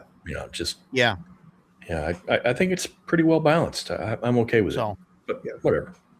Yeah, a year's not that bad. Yeah, we'll see. We'll see how it goes. The only thing I'm not super thrilled with is the XP for treasure. I like the fact that mundane treasure is no XP. Maybe you find a +1 sword, and that might be what? That's a 3 XP reward. 2 or 3 XP, yeah. The problem is if you have a dungeon where you put in a bunch of little treasures like that, it adds up. A ring here and that there. I mean, you can get 10 XP in no time just in 3 pieces of treasure. Well, if you ask my players, they're not in danger of finding multiple magic items. I guess if you're going to put multiples in there, you put them together. Put them together so it's one haul. It's true that we will probably never find that many magic items, but I will say this: Sunday when I got the ornate longsword with the fiery pearl and the pommel, I was thrilled. It's worth 50 gold, and so I paid the rest of the group so that I could keep the sword. Man, that's cool. That's flashy. That's something. Was it magic or just no, just a regular? It was just a regular ornate longsword. Nothing special about it other than that it looked really nice. So I wrote all the details out, and I'm like, I'm happy that my character has this sword. I don't care if it's magic or not. Wonderful. The fighter in our group got the Minotaur's axe. Yeah, we had that too. Yeah. He didn't roll a 20. Crazy. Oh no, he did roll 120. He did roll 120 and got to roll 4 times damage. Times 4, yeah. That's crazy. I was like, okay, well, you have a lesser chance to hit. Okay, you get 4 times the crit damage. Nothing we fought has over 5 hit points, dude. So what? Right. What are you hoping to achieve here? Use the thing you've got the bonus to hit with. You'll hit more often and thus do more damage. Well, the funny part was think that way. The thing that he fought had 4 hit points. It was a dark mantle. And it only had 4 hit points, right? And I go, you don't need to roll. I go, it's four times. You can't. The minimum kills it. And everybody at the table was like, no, he's got to roll. You want to know how much he hits for. Congratulations, you really killed him. Whatever. But I have not, Steve. You know what? That's the same thing, though. I used to be really a curmudgeon about that stuff and like, oh, that's too powerful. And now I don't care. It's fun. They have fun with it. Who cares? I mean, monsters are, I've got them in infinite supply. I'm trying to embrace that because in the last Castle Crusades session I ran, there was some magic items that dropped that I didn't actually think, some of them I didn't consider them actually using, because my guys are actually fairly particular about what they'll use. Like it's any hint of some of them, any hint of like evil or anything, they won't touch it, except with one player. But like I just wasn't paying attention when I dropped them in there. And one of them was a totally random thing, like kind of going with the moment. And I put it on the player, like they were going through this cave and there was these mushrooms. It was like this living thing. And they noticed like on one of these big stalks, there was like this ridge line. They're like, what the hell is that? So like they started messing around with it. The dwarf did, and the cleric. And he drove his fingers in and pulls out this ancient shield. So I was like, oh, okay. I'm like, and it's kind of like on the fly, and I was like, all right, roll a percentile dice, because I was looking at the chart that they have in CNC to determine the magic rating for it. And that motherfucker rolled like a 96. And I was like, bastard. So I was like, well, I gave it to him. So I'm like, I'm not going to take it away. And then he got some armor later on that I didn't really think they were going to, I didn't even dawn on me that they might take it for whatever reason. And now that guy is going to be nigh untouchable, like with a melee attack. So I'm going to have to just kill him with area effect spells. The funny thing with Shadow Dark, when you make your characters and you roll that first talent, I don't know if every class has it, but some of the classes have a talent on there to create a magic item. That's the wizard. They get to start with wizard, one. Is it just the wizard? Yeah, I think so. Okay, so I don't know if any of Chubby's stuff has it in the Player's Companion, but in the base game, it's only the wizard that does that. Yeah, I know it. I know because Pete played the wizard and he rolled that as his talent. We rolled it and it came out to be a potion, but it doesn't have any restrictions on what it could be. Right. So you could roll a sword, and then you roll the effects on the sword, and you could have a Vorpal sword at first level because that's one of the options on there. And I'm like, okay, whatever. It is what it is. I mean, I don't really care anymore. It's fun stuff. I mean, certain magic items, if the players are wielding them, they're a target. So you got to be careful. The enemies see that stuff, they might be like, kill him. So I mean, that happens to our spellcasters, like our party wizard. Like they were running up this mountain trail, and he threw a fireball at two frost giants, and they were like, oh, that guy we need to smash. And they just started chucking all their rocks at him. Yeah. And it was like, oh shit, I drew fire on that one. Yeah. Yes. They're not dumb, like even if they were, you don't have to be a genius to be like, oh, that guy really hurt me. Right. You want to kill him before he does it again. So yeah. So what back to death and dying here. What so on the topic of magic items and stuff, how do you guys feel about so my issue with giving out magic items is I've always had I would like give out a bunch of magic items and then I'd have players that would they'd get killed or whatever, and then they roll up a new character, and their new character just is Bob II. It just has all the same wearing all the same equipment on. I would not allow that. So That doesn't. So I know. So yeah, more recently, like we've had some players that left. You know, we were running CNC, and we had we had one player that left. You know, we booted him. We kind of voted him off the island, and you know, one of the players, you know, instantly was like, "Oh, well, we want to take his stuff?" And I'm like, "No. He left with all his stuff. I'm not letting that happen." And then, but then when one of the other players had to move away and had to leave the campaign, you know, he was like, "Hey, give us all, you know, basically, hey, before you get on the boat, strip down and give us all your stuff."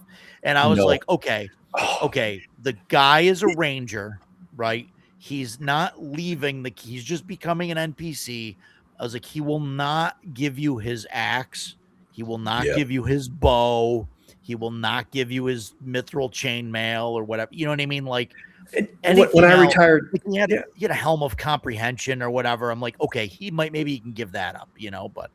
You know, and when I retired Yohai, that player, because he always said the same thing. He said it to me. "Oh, you know, Yohai should give up his +5 spear." Yeah, go F yourself. I'm retiring this character.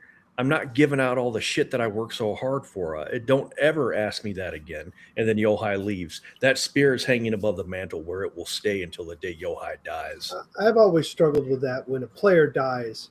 And it's like, I've had this discussion with my group. I'm like, listen, these are supposed to be your friends. You know, you guys had this whole backstory. You all grew up together, whatever, or you've been dungeon delving with them for, you know, you're 6th level now. You've been with them quite some time now. And this guy dies, and the first thing you can think of is stripping everything off of him and like dividing it up amongst you. And I was like, I don't even, you know, some might not agree with me, but I don't even have a problem with a house rule that just says, listen, when a player like that dies, his stuff gets buried with him. You know, he's got family, whatever else. You take that stuff, somebody's going to know, and they're going to come after you. I don't know if it was a house rule or something, but I saw something somewhere that said, I don't know if it was I think it was an older edition of D&D that said that you could basically will like one magic item to like someone else. So like if your character died, the next character that you make, like you could take the guy's armor, you could take the guy's sword, but you only get one thing and that's it. You know, I don't know if that's something that you guys would be interested in. I don't really have a problem with looting the dead character. You know, your adventurers and this +2 chainmail can be used by the cleric or whoever. So it doesn't make any sense to just toss it in a hole to me. What I don't like though is we're going to take all this guy's gear, and now Bob II walks up, who we do not know. We don't know anything about this guy. Here, have this +2 chainmail. You would never do that. You know, that's just absurd. You know, like the only exception I had is like when we were playing CNC, and we kept finding like +1 junk. You know, the +1 maul or +1 short sword that we were like, we don't need this crap, and we had no place to sell it. So we had a warehouse that we were storing all our crap in. A new guy joins the party, and we're like, you know, this guy's 1st level. We've got this +1 leather that no one's using. Just let him have it. But to me, that's different than, oh, Bob 1 died here. Oh, look, it's Bob 2. Let's give him this stuff. I would not allow that at all. So I think that's player agency, but you have to draw the line. I think that's part of the beauty, though, of having things like strongholds, letting your players develop a stronghold. Because, okay, we're going to go out adventuring. Well, who's watching your stronghold? Who's keeping, you know? Oh, we're going to have to hire some people. We're going to have some mercenaries. Okay. Well, that's exactly what I did. All that extra stuff you got, you know, the better you equip them, the better they can protect your stuff. Yep. You know, we've had it where they brought in torchbearers and they found, you know, they found some better armor and they upgraded the +1 leather they had, and they were like, well, give it to the torchbearer. I mean, you know, he's down here with us. The guy wouldn't fight, but he's carrying a torch for you. You know, you don't want him dead. Mm-hmm. You know, and I've had to stress this stuff with my players too. Like, oh, you bring henchmen in. You know, you hire some guy in town. You put out a notice to hire guys. You hire this kid to be a torchbearer. He dies and you leave him in the dungeon. What do you think is going to happen when you get back home and his family's like, oh, what happened to little Jimmy? Yeah. You know? So I think you said something cool there. I don't know if you guys played Shadow of War or Shadow of Mordor. Remember those games for Lord of the Rings? They had that Nemesis system. So like, I think it's a cool idea. Like if you take, so like one of the PCs dies and you take all their stuff, then have the family send like a recurring round of like Nemesis enemies to retrieve their loved one's stuff back. Like you could do some cool stuff with that. I like that idea. Yeah, that's actually awesome. Yeah. Yeah, or like the haunted soul of the guy. Yeah, exactly. Yeah. Listen, if they rob him of all his stuff, if they actually leave him in the dungeon, and I've never had my players do that. They usually take them out and we're going to pay to bury them. But man, if they rob them all their stuff and leave them there, have them come back as a revenant. Pissed off, wanting to get you left me here you left me here on the dungeon floor. You stripped me of all my stuff. Have him raise up as an undead revenant, ready to get revenge. I am happy to say that the few times that we had players die in C&C, Yohai was adamant. We bring the body back. We bury him in the cemetery that I consecrated. that is where all the PCs are buried. There's a huge oak, and all the PCs that have died are buried in the cemetery. Yeah, because of that, I don't want undead coming back to haunt us or whatever. If we have a player that would absolutely, hey, Roger, what do you think about if I did this? No, and Roger knows exactly what I'm talking about. I don't want to deal with that nonsense. Yeah, sorry, you were buried in holy ground. You're resting in peace. Yeah, it's interesting. What so I just keep talking about this death stuff and kind of jumping around here, but what do you how do you guys feel about TPKs? I mean, I know TPKs happen, right? What do we do? What do we do with TPKs? Like, is there like I think there's so many things, only so many times you could say, hey, the party really survived, or what, you know what I mean? To have like a like when I was running Curse of Strahd, I had the players wiped out, and they I had them all just be knocked unconscious, and they woke up in a werewolf den, and they're all like chained up, and the werewolves are basically like fighting people against each other to see who they're going to turn, who the strongest is to turn them. And so they had to kind of like try and break their way out or whatever. And I had one player that was like, that told me, in secret was like, hey, I want to be infected with, lycanthropy or whatever. So that was kind of cool. So in like stressful situations, I'd have him make saving throws, and he'd like, to prevent like from turning and stuff. And so that was like a cool kind of thing that we did. But I mean, I think, and then, Mike, you mentioned this Kickstarter that's out there that has this stuff. And I know the Pirate Borg stuff. Matt, I don't know if you found that yet or have flipped through that, but there is some classes, I think, in there that you can only play if you died. Yeah, there are, yeah. And things like that. So, like, I don't know, like too much of that stuff, I think, again, takes away from, actually having death, because then it's like, oh, cool, I'm dead. I'm just going to be this, this revenant class now, or this undead skeleton guy that's walking around now or whatever. And it doesn't really matter. But how do you guys feel about that? Like if there was like a TPK to like tell everybody next week, hey, everybody's, secretly alive, and you're trapped in hell and you're trying to get out or whatever. What do you guys think about that sort of thing? I think like once it would be fine. Like, right. I think you could make that fun, but like that would be the only time it ever happened. Yeah.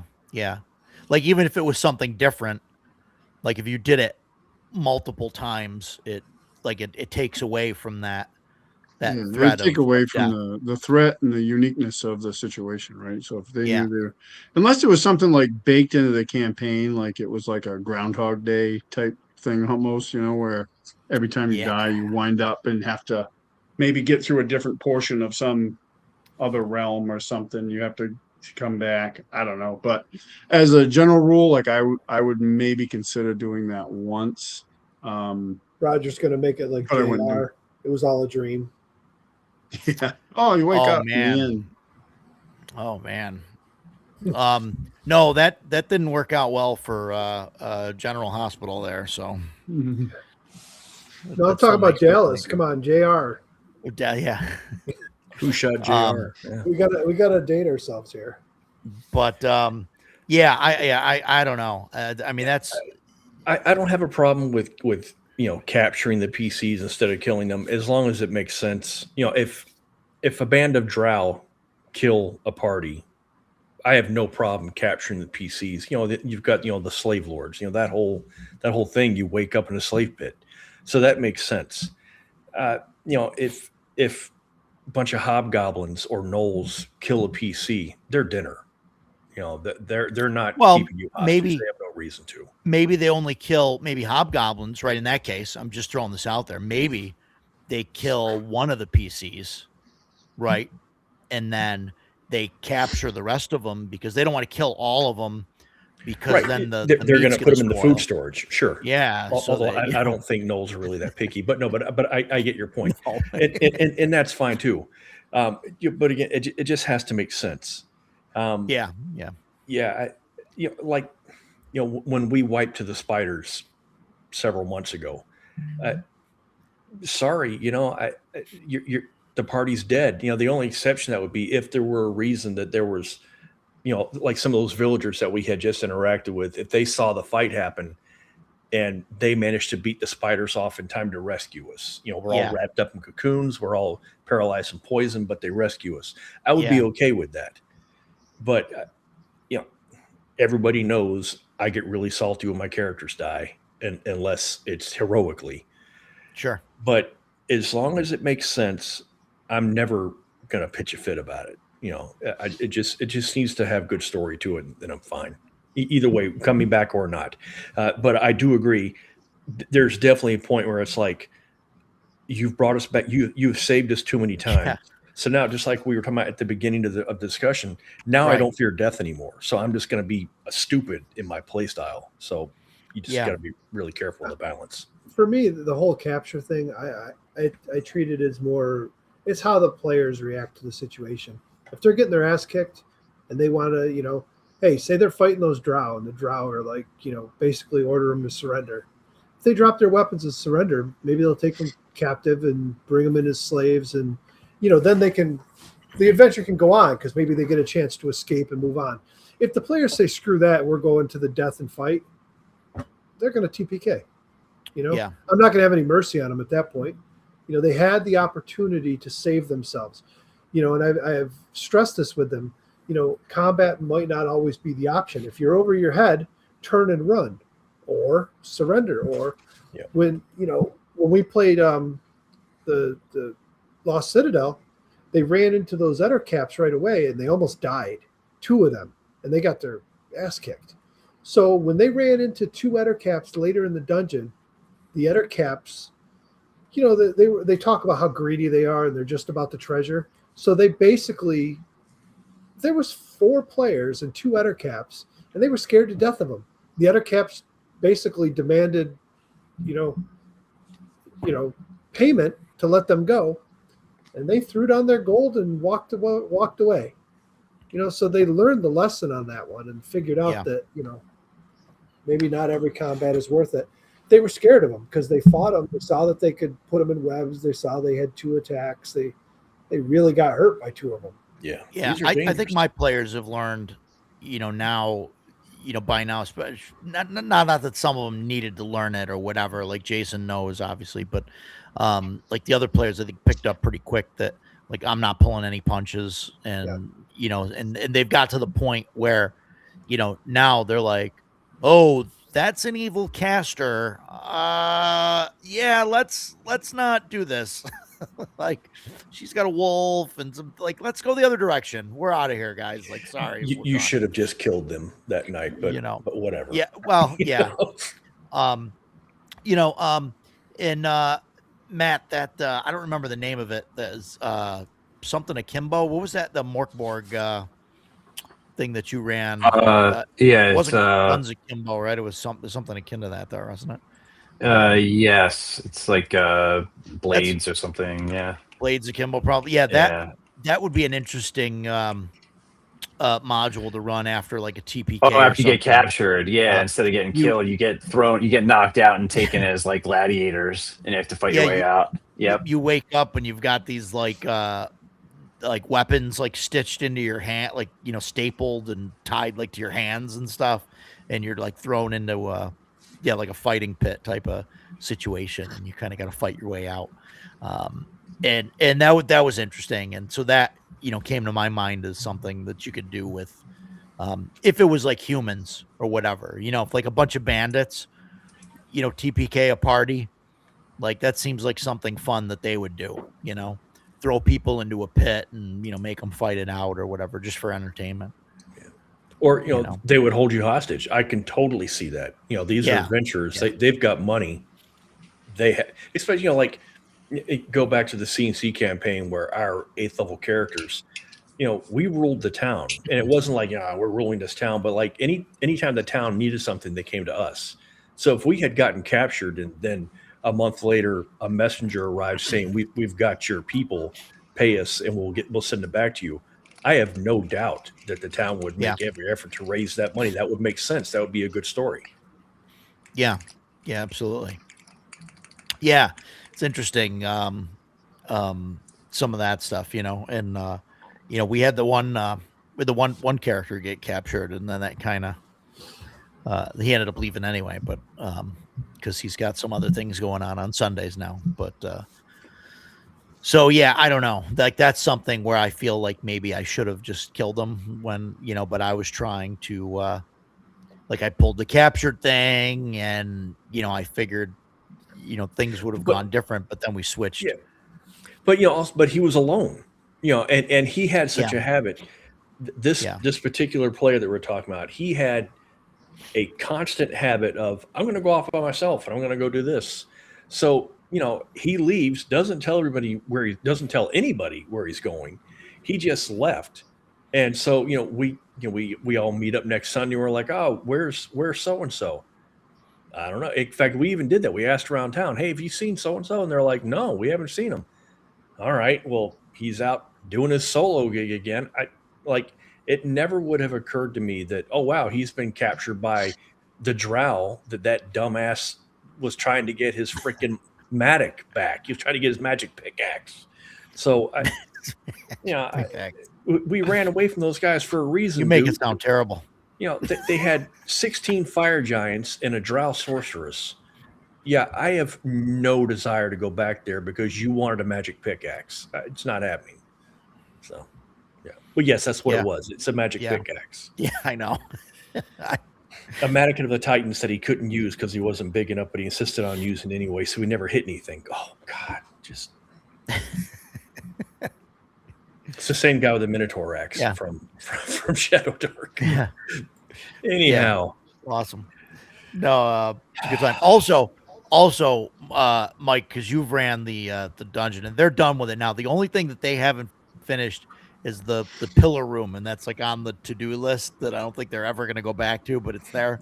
But it is not on Dipshit's to-do list. He's forgotten about that room. He realized the same guy as Fire. He realized that if he put a head on the Minotaur's horns, the statue, that he got a strength bonus.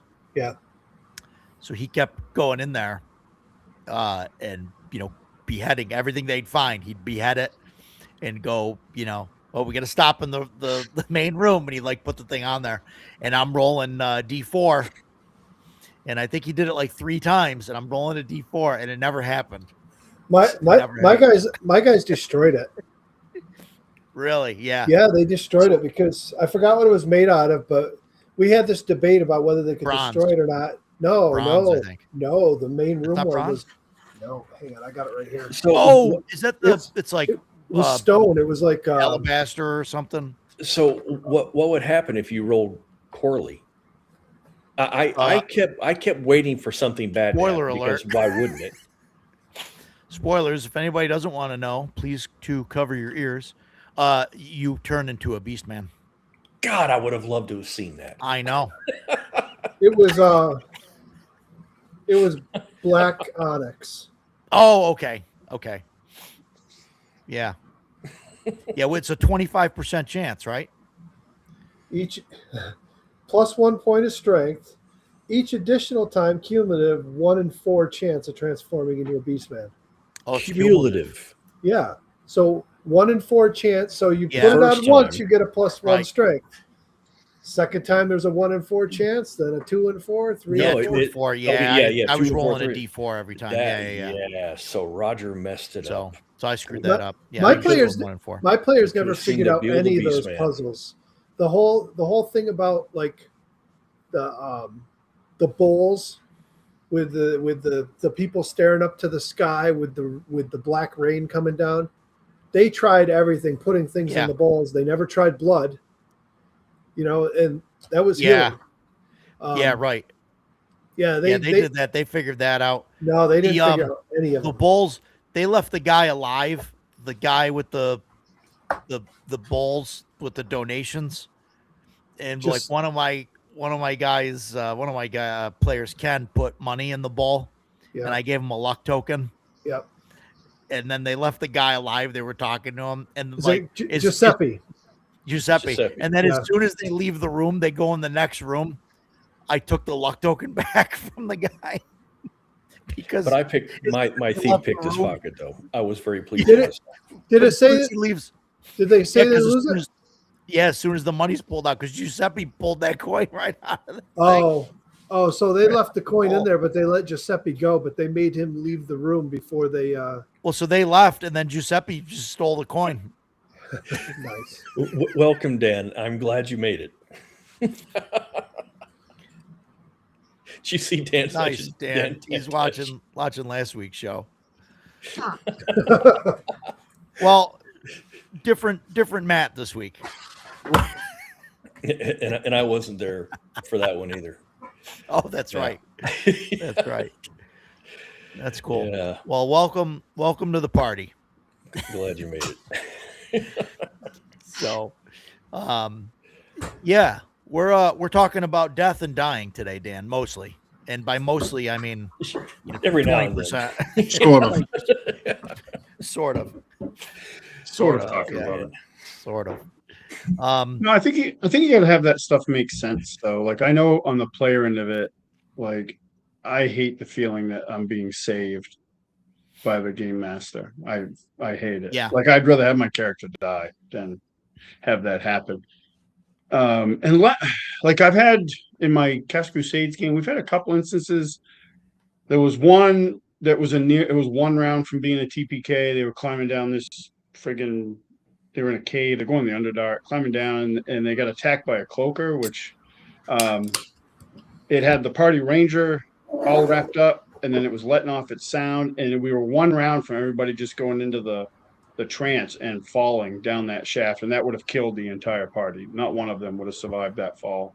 So that was pretty close. And then the ranger would have ended up dead too. So then in the Underdark again, this was kind of on the fly.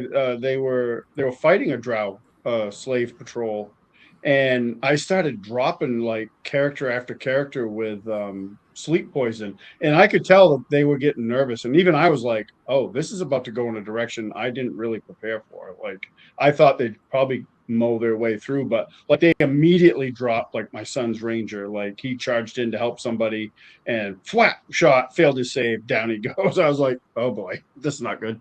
And but that would have been easy because I was like, oh, they're gonna wind up just about naked, none of their gear, and they're going to be prisoners if that happens. I can make that happen. It makes sense. Drows take slaves. They're big on it. I mean, real drow do, not Wizards of the Coast drow. Well, yeah.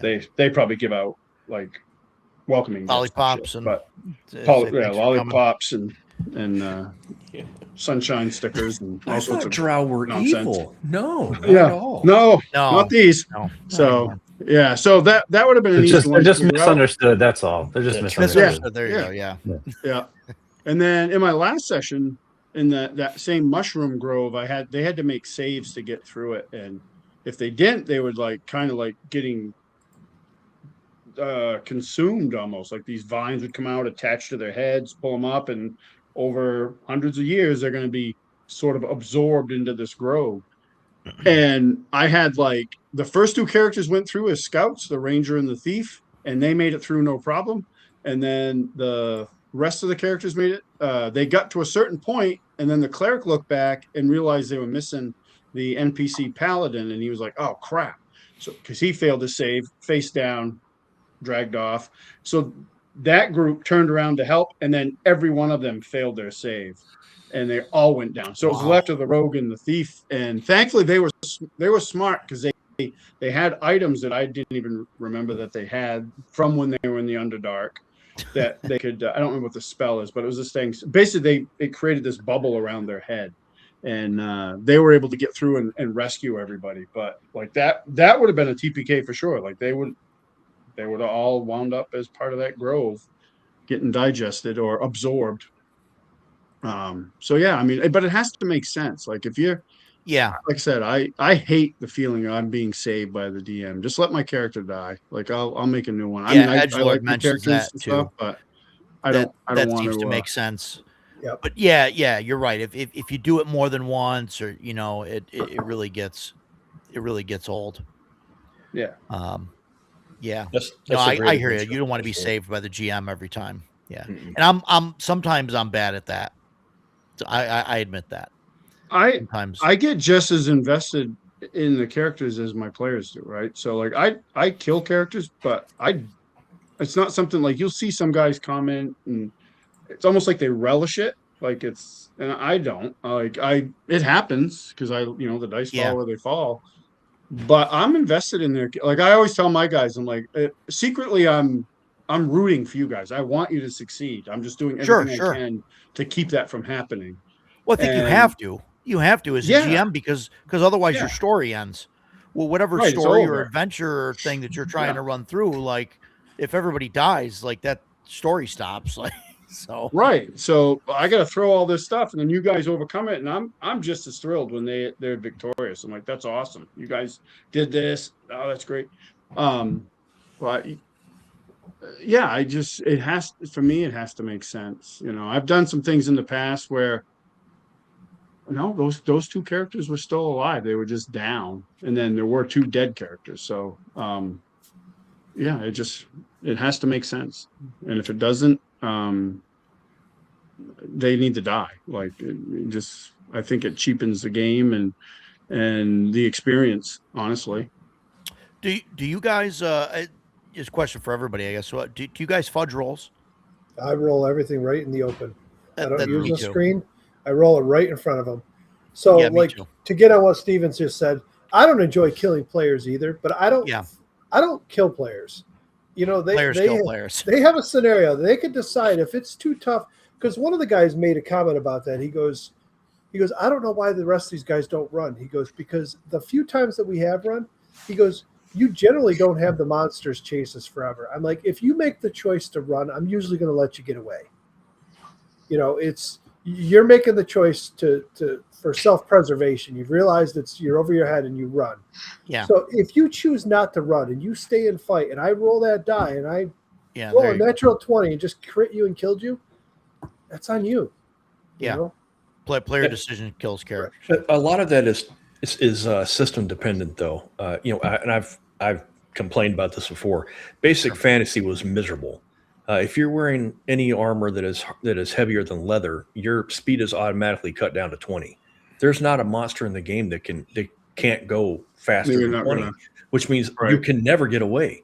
That's one of the things I really do like about Castles of Crusades. Before any action in the round is determined, if you say I am disengaged, you withdraw. I am running away. Cool. Nobody, you don't even roll initiative. You run, and then the DM. It's up to the DM whether or not they want to pursue. In fact, we did that with Shadowdark 2 weeks ago. We got 0 experience the whole night, and it was frustrating. But we didn't get any experience because we kept having to run away from the monsters. We were checking out a ruined castle, or a keep, really is what it was. We went to go explore this keep. Turns out it was occupied. We kept getting spanked. So we were like, run away. And I was laughing because I'm seeing Monty Python on my head. Run away. And that's what we were doing. And, it's like we were kiting these orcs because I'm playing an archer. So like we run away and I take a couple of shots and we run away some more. But it got to a point where Roger's like, the orcs they're not chasing anymore. They've given up. And I was like, man, thank God. Because we were all like 5 first level characters and there was like 15 orcs and a drow priestess. And I was like, oh, we were way outclassed. And a wolf that was going to tear us apart. So yeah, running should always be an option. And I've never understood why, if you're playing a system that will allow you to run, why you won't run. Don't let your pride as a player overrule your character's common sense. Right. And well, a lot of that I think is like the newer mentality. You know what I mean? Like 5e, and it started with 3rd edition, I think. You know, where they start talking about CRs and here's how to make a character level, or here's how to make a encounter level, and you do all this math and figure this out, and then this is the generation of party that the group could handle. Yeah. And then and then you generate all your encounters that way, and then the players know, oh, hey, he's using the generation in the book. Everything is doable for us. Right. Yeah, exactly. Stan, wasn't it you that said you completely ignored the challenge ratings or the challenge levels of monsters? Like your character, like, oh, it's an orc, but that doesn't mean he's just a first level. Oh orc. yeah, that could be. Oh hell no, like, the 9th level fighter. Yeah. My games are like that. Like I'll take. Like I had one of the early big bads in my Castle Crusades game was a Bugbear, and he was he was in charge of this war band. He was also like a 10th level fighter. Like he had 10 fighter levels. Man. And he was a badass. So like my guys have no idea most of the time. Like if I drop something on the table, or they have no idea what I've always wanted to. I had this character years ago, a guy that played my game. He played this fighter in a 3rd edition game, and he was a badass. Like we used to call him, his name was Vengarm, and we used to call him Vengarm the Vegematic, because he had 1 billion attacks and he critted on like a natural 15 or better. And he would just, and I always wanted to build like his nemesis from a goblin and make like this super badass goblin and have him roll out, like Yoda and Attack of the Clones, come creeping in and like, oh, what's this guy going to do? And then just mess him up. I never got a chance to do it, but yeah, I do that all the time. Because one, it keeps veteran players still on their toes, so they don't see something and be like, oh, I know how to fight that. That's a troll, or that can do this. I'm like, yeah, that's a troll with like Berserker Rage from Hyperborea in it or whatever. I do that all the time. That's something I liked about the 2nd edition Monster Manual, is that when you get reading about the ecology of it, so you'll get an orc and it might say it's 1 hit dice. But then you read down below and they're like, oh, well, if you have a group of orcs here, you'll have a 3rd level. This captain, there might be a 3rd level, and you might have a 4th level shaman with them, and then you might have a chieftain with them. That, and you can. There's nothing saying you can't do it. I've always done that with my characters too. You never know what you're going to get. That's what I liked about. I started doing that because of 3rd edition, because I played a lot of 3rd edition, and I loved the basically either the templates that they had for different things, or that you could give pretty much every monster class levels, and that was the way you made them tougher. And I just, with CNC, I did that, I'm sure, with 5th edition, but with Castle Crusades, because it's built out of 3rd edition, it's super easy to do. I do that all the time. Yeah, no, I do that with like bosses or things like especially that. Bosses. And I'll take stuff though, because like, the campaign we're almost 4 years in. They're between 7th and 9th level, but sometimes like they're going to fight. There's going to be there's a war coming, and they're going after this hobgoblin chieftain. They know, like they're not. I'm not going to roll out 2 hit dice hobgoblins. Like that guy's going to be a problem, right? So I don't think it's a spoiler if the guys are watching that. It's not going to be a hobgoblin straight out of the Monsters and Treasures book. It just makes the game. I can still use those core monsters and stuff, orcs, goblins, all that stuff. I can still use those things even into the higher levels of the game. That was something I liked about these books I bought for OSC. the BX Advanced Bestiary. It's all the same stuff from the regular Bestiary, but what they did was they go and like you go to like troll, and they might have like 5 different types of trolls and different variations of them. This one's a caster. Like this, and it just gives you options, different things that you can add to it that fall in line with the standard, because it literally takes the original Bestiary from OSE and then just advances every single one. And there's, I think, 4 volumes.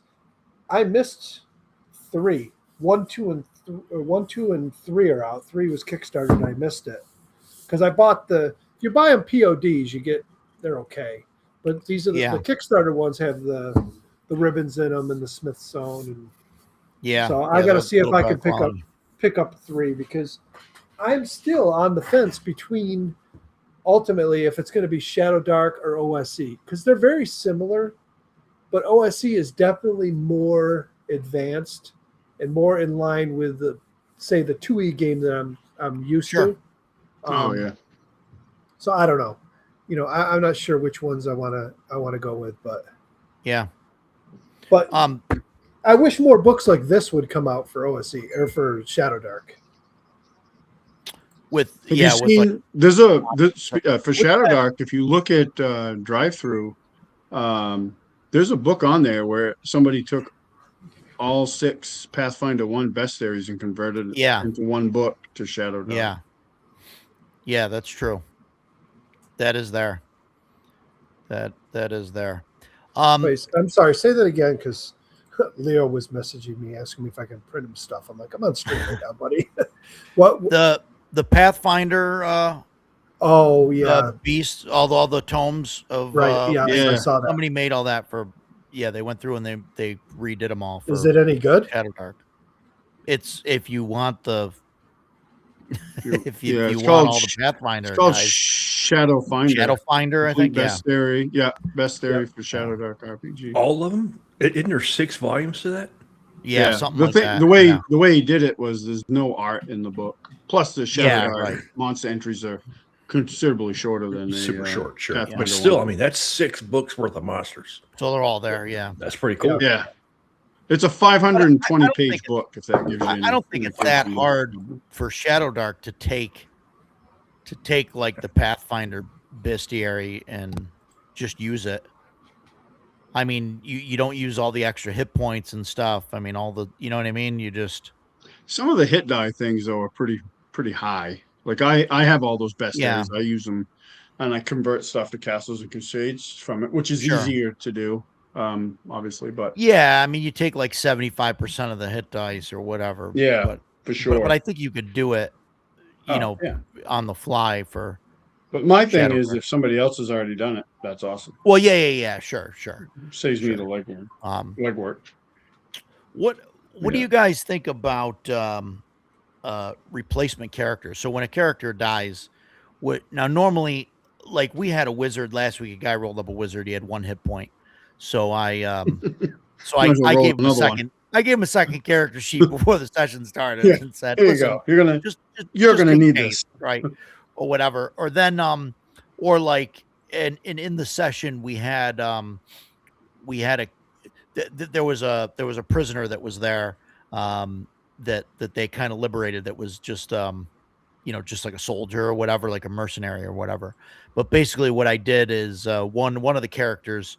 He got knocked out, or he went to 0 and he got revived, but the cleric was out of healing spells. So, I just basically said, okay, here's this character, and then this other character that he just rolled that up as a soldier and was like, okay, this is your character for the remainder of the session, so he doesn't have to sit out, right, and do anything. And then that's his character now, right, if he wants to use it, or whatever. I've had guys do that. I've had them play henchmen, which then they took on as players, or when I actually you just maybe reminded me, like the Drow Patrol I talked about earlier that the party fought. Part of the reason that was in there is because I was trying to, in the previous session, one of the characters died, and they're in the Underdark, so I was like, well, kind of limited here. the new character was actually a prisoner of that patrol, and Yeah. they ended up Yeah. rescuing him. He stayed with the party, obviously, but yeah, I've had him do that. Like we playing my son's Dragon Slayer game. We had one of the PCs died, and they started playing like an NPC that we had rescued from one of the towers in Highfell that we were exploring, and then he kept that character. Like that's his character now. He just plays her. So I try and insert, things like that where it's possible. Sometimes it's harder.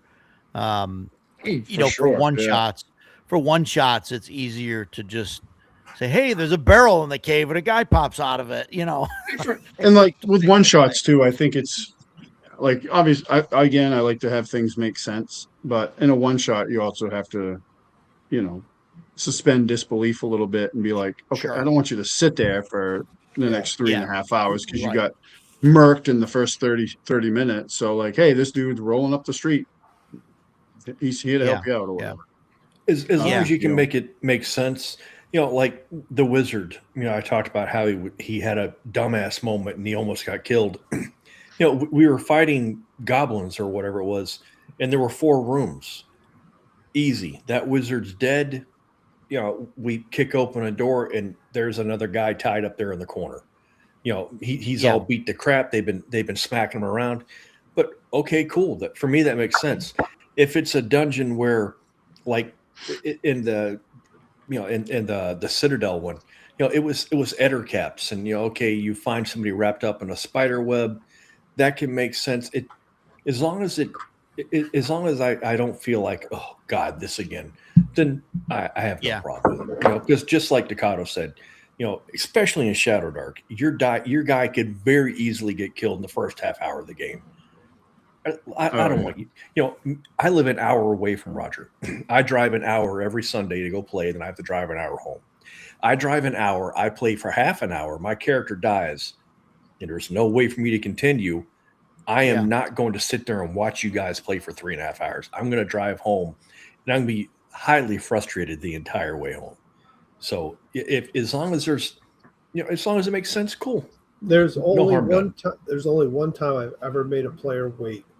And this guy literally waited 3 hours to get in the game. He went over and sat on the couch and like literally took a nap and waited for us to bring him in. And the only reason I did it was because he didn't like his character stats and flat out told us he was going to purposely get him killed. And he did it. So I was like, okay, I'm not going to bend over backwards to bring you in the game. Yeah. And he went over and he sat on the couch and watched TV. Next thing you know, we look over and he's laying down asleep. And I'm like, you're not. And he does it constantly. He really does. He's the same guy. He only plays fighters. And if he doesn't like his stats, he's always like ready to get him killed. And I'm like, okay, man, if you do that, just I can't tell you how I'm gonna react on it. I mean, I'm not going to get pissed and scream at him or anything, but if you do that, you might be sitting out waiting. That's the right call. Yeah. So I got a question for you guys about replacement characters. So it's more about party comp, right? So like if you're playing a game where you have a priest or a cleric and they die, how do you handle the party comp if that player doesn't want to come back as a different, Father Bob the second or whatever? That's up to them. Let me just answer this quick. My answer is an easy one. I don't give a shit about party composition. Right. Same. Yeah, well, you may not as the person running the game, but the other players might if they don't have a healer anymore, right?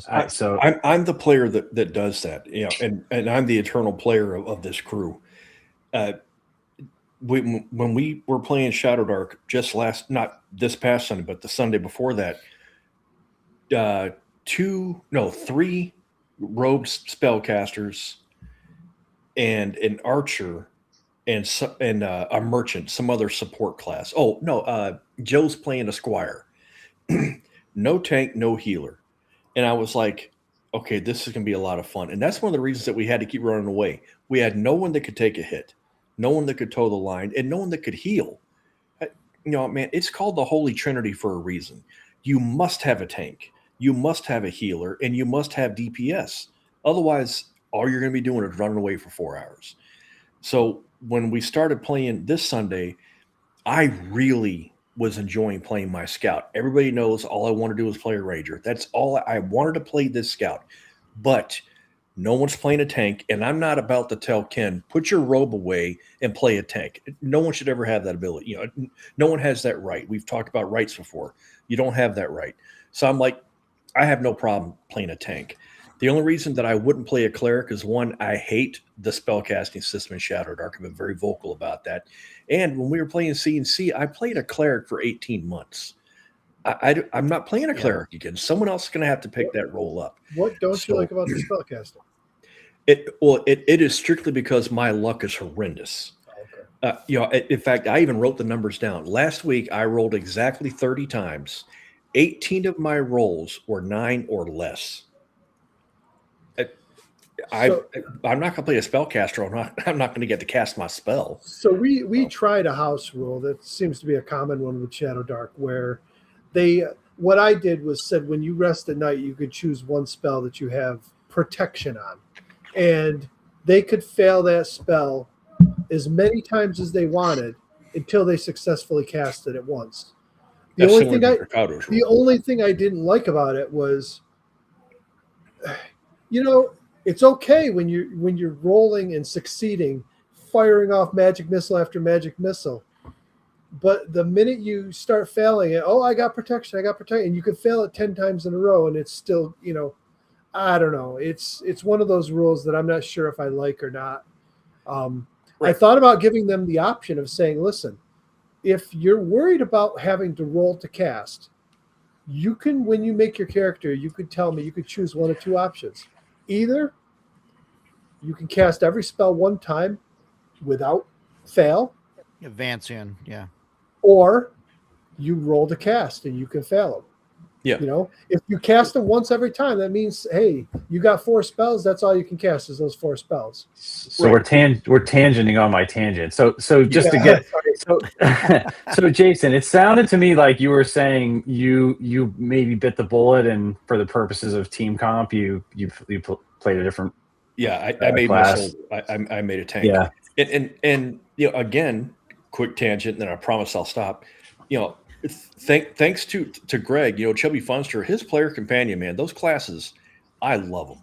You know, there's like 5 different tanks, you know, a bunch of different spellcasters. So I was like, you know, the soldiers got cool abilities. I'll play this. So I have no regrets. But yeah, if you know, Roger has said, you know, I don't care about player or, you know, party composition. He let us go in like a bunch of dumbasses with no hero tank, and I'm like, well, this is pointless. That's kind of where I'm at, right? Is like you almost sort of just have to say, look, if you guys want to play on hard mode, like that's on you. You just have to understand it's going to change. Like I think most fantasy, because this is mostly a fantasy game issue, I think more so than most other genres. Sure. I think most fantasy modules assume the players are doing, to your point, Jason, they have those base classes covered, and you're sort of unbalancing yourself against the adventure as written if you don't do that. And that's a choice. I think it's fine if that's the choice you want to make. But yeah, I was just kind of curious how you handle that, because it definitely, with new players especially, I think sometimes they don't really understand. I think people that play video games probably understand this pretty well if you've played the right kind of video games, but man, it really will break. It will break how a module works if you don't have. I mean, even things like, we don't have any detect magic. We don't have any light spells. Like, to your point, we don't have anyone that can detect traps. We don't have anybody that can heal. I think sort of just this. Well, sorry, just real quick. So I was going to say, like, one of the things that I've sort of like now are games, and I like Shadowdark a lot. But I think what's cool about when you start to get more and more of these classes, and I talked before about the standard classes in DCC, is these sort of not multi-classing, but the classes that sort of pull from 2 different places, so that it's not as rigid. Like you're stuck in just a support role, you're stuck in just a tank role. The characters that can sort of maybe flex a little bit. I think that over time, those games I think are more appealing to me, because it just gives the players more options when they do lose a character. They're not just stuck in that role. And I think a lot of tables do have people that are like, I don't care. This is what I like, and I don't give a crap what it does to the party comp or how hard it makes it. And there's usually one or two people that will flex because they know what that means if they don't have those roles filled. So when we played this game, we had 4 players, and they decided they were each going to play one core class. So we had a fighter, a wizard, a cleric, and a thief. The thief died, and he decided that he was going to make a cleric. So we now had 2 clerics, a fighter, and a wizard. It's arguably better, but continue. And it definitely made them way more survivable. Yeah. I don't necessarily agree with Jason's assessment. I think calling it the Holy Trinity is you're taking from video games where it's a requirement, and I don't think it's a requirement. Yes, you definitely want somebody that could take hits, but in our 2E game, we had a bard that had a higher armor class than. Yeah, but 2E is the kind of game I'm talking about, though, where it has lots of different classes that can flex. Right. Yeah. And you don't have to be a fighter to be a tank, like you just said. Or Castles and Crusades, the bard in CNC is a scald. Yeah. He can wear armor, and he's got I think a D10 or a D12 for hit points. He's beefy. So you don't have to be a fighter to be a tank. That's not what I mean. You have to have someone that can take a hit. Someone that can hold the front line so that your spellcasters aren't being whacked. Equipment and playstyle come into that too, right? So like certain classes, if you equip them a certain way, they're going to play differently. So there's that too. Yeah, that's the thing though. I don't like shoehorning that into like you're saying, okay, well, there's a Skald. He can be a tank. Well, he could, but he could also be a lot of other things. He doesn't have to be a tank. So I'm not saying he has to be, but there's right. But you're going by the theory that you have to have that Trinity to survive, and you don't. No, I don't think he's saying that. I think, and I agree with this. I think what he's saying is there's an assumption in most modules as written that they are balanced to expect that you have those abilities inside of your party. You can play if you don't have it, if you want. Yeah, you can. Yeah. But if you're going to do that, you need to adjust your play style, and you need to be prepared to. You can't go in with a bunch of soft skins and play it like you would a balanced party. They're not the same, and you can't play them the same. In fact, this Sunday, the 2 soft skins got whacked, and so now we've got a third soft skin. It's like, I'm going to cast Mage Armor and run up, and I was like, what do you? Okay, you're going to cast Mage Armor, so now your armor class is 14 instead of 10, but you have 2 hit points. You are going to get hit. Don't do that. He failed his Mage Armor, and that was a short trip. Anyway, thankfully, he failed his Mage Armor. Here's the thing, though. Every BX game, Backbeat game, or BX derivative, OSE, everything except for Shadow Dark, you don't even get clerics. Do not even get healing. Do not even get a spell at first level. You got to learn how to play without having that. Because I've got players at my table that are like, "Well, that's stupid. How do you play it?" I don't know. People have done it for freaking 50 years. You got to figure out how to play. And maybe that means don't stand toe-to-toe every time. You do some running. But the cleric is a fighter. They can put on the same armor. They've got just below them in hit points. Oh, yeah. No, for sure. In Shadow Dark, you could have – you don't need to have a fighter in theory. I mean, you can – but still, you're still talking about party comp, though, right? Like, it's still not having any magic users is definitely, like, a bold choice. And, like, modules are not going to expect that that's what you're doing. So, I was just curious. This might be a whole show's topic here. I was just curious because I've seen this come up a lot, right? It's like, hey, the wizard died. Like, well, is your replacement character gonna be a wizard, or what are we doing here? Like that. I've seen that happen a lot. Right. So I actually think depends on the stats. I think it's less of an issue in my game because while I'm not running it, somebody's going to take over running it for a couple months. We're still running Shadow Dark, and it's still my group. And we've just added 2 more players. So I don't know how many guys you play with, but we just went from 4 to 6. Well, that's the other thing. Yeah, if you have 5 or 6, you've got a lot more flexibility there. And certain games, like you were talking about having a stronghold, like you could have some games assume you have a rotating cast of. I mean, what Dark Sun is written that you expects you to have these other characters. So that's certainly part of it. Yeah. That's definitely how my game is run. So I mean, I guess when I say I don't care about that, it's more of like, hey, I leave it to the players. Mm-hmm. Like if the cleric dies, I'm not going to have a new cleric pop out of a barrel. It's going to be whatever they get, right? But my players are all very well aware of hey, I want everybody to have a stable of characters. And then it's kind of cool because in the beginning of the session, they say, okay, we're going to go into this place, right, where there's a bunch of undead. Okay, there's 5 of us. Maybe 2 of us should be clerics, or even 3 of us, whatever. Or, hey, we're going to storm this castle or this keep, right, and it's full of orcs. Like, let's all go with a fighter class, and you know what I mean? And maybe we don't need a wizard. Maybe we do need a wizard. Maybe you need 2 wizards. You know what I mean? But the players can kind of figure that out and say, hey, this is how we want to approach this. And this is how we want to, like, hey, if we're going to sneak into the castle, you need, 1 or 2 rogues. Well, yeah. we got to restart, guys. Yep. Well, Shelby, you missed me praising your player companion multiple times. So we were plugging your product, man. Chubby's too busy on Twitter telling people to turn down the resolution of their monitors. Cleric in a barrel. That sums up what you missed, Chubby. I installed the second edition core rules on my computer the other day, and it's on Windows 11, and it had issues with 10. I got it installed just fine on 11, and somebody was asking me how to do it, so I helped him out. So he just posted, how do you make it bigger? Because it's a little window and it doesn't go up. And Chubby comes in and he goes, well, if you just lower the resolution, it'll be full screen. Aren't you glad you bought that 4K monitor? Yeah. Mm-hmm. Yeah.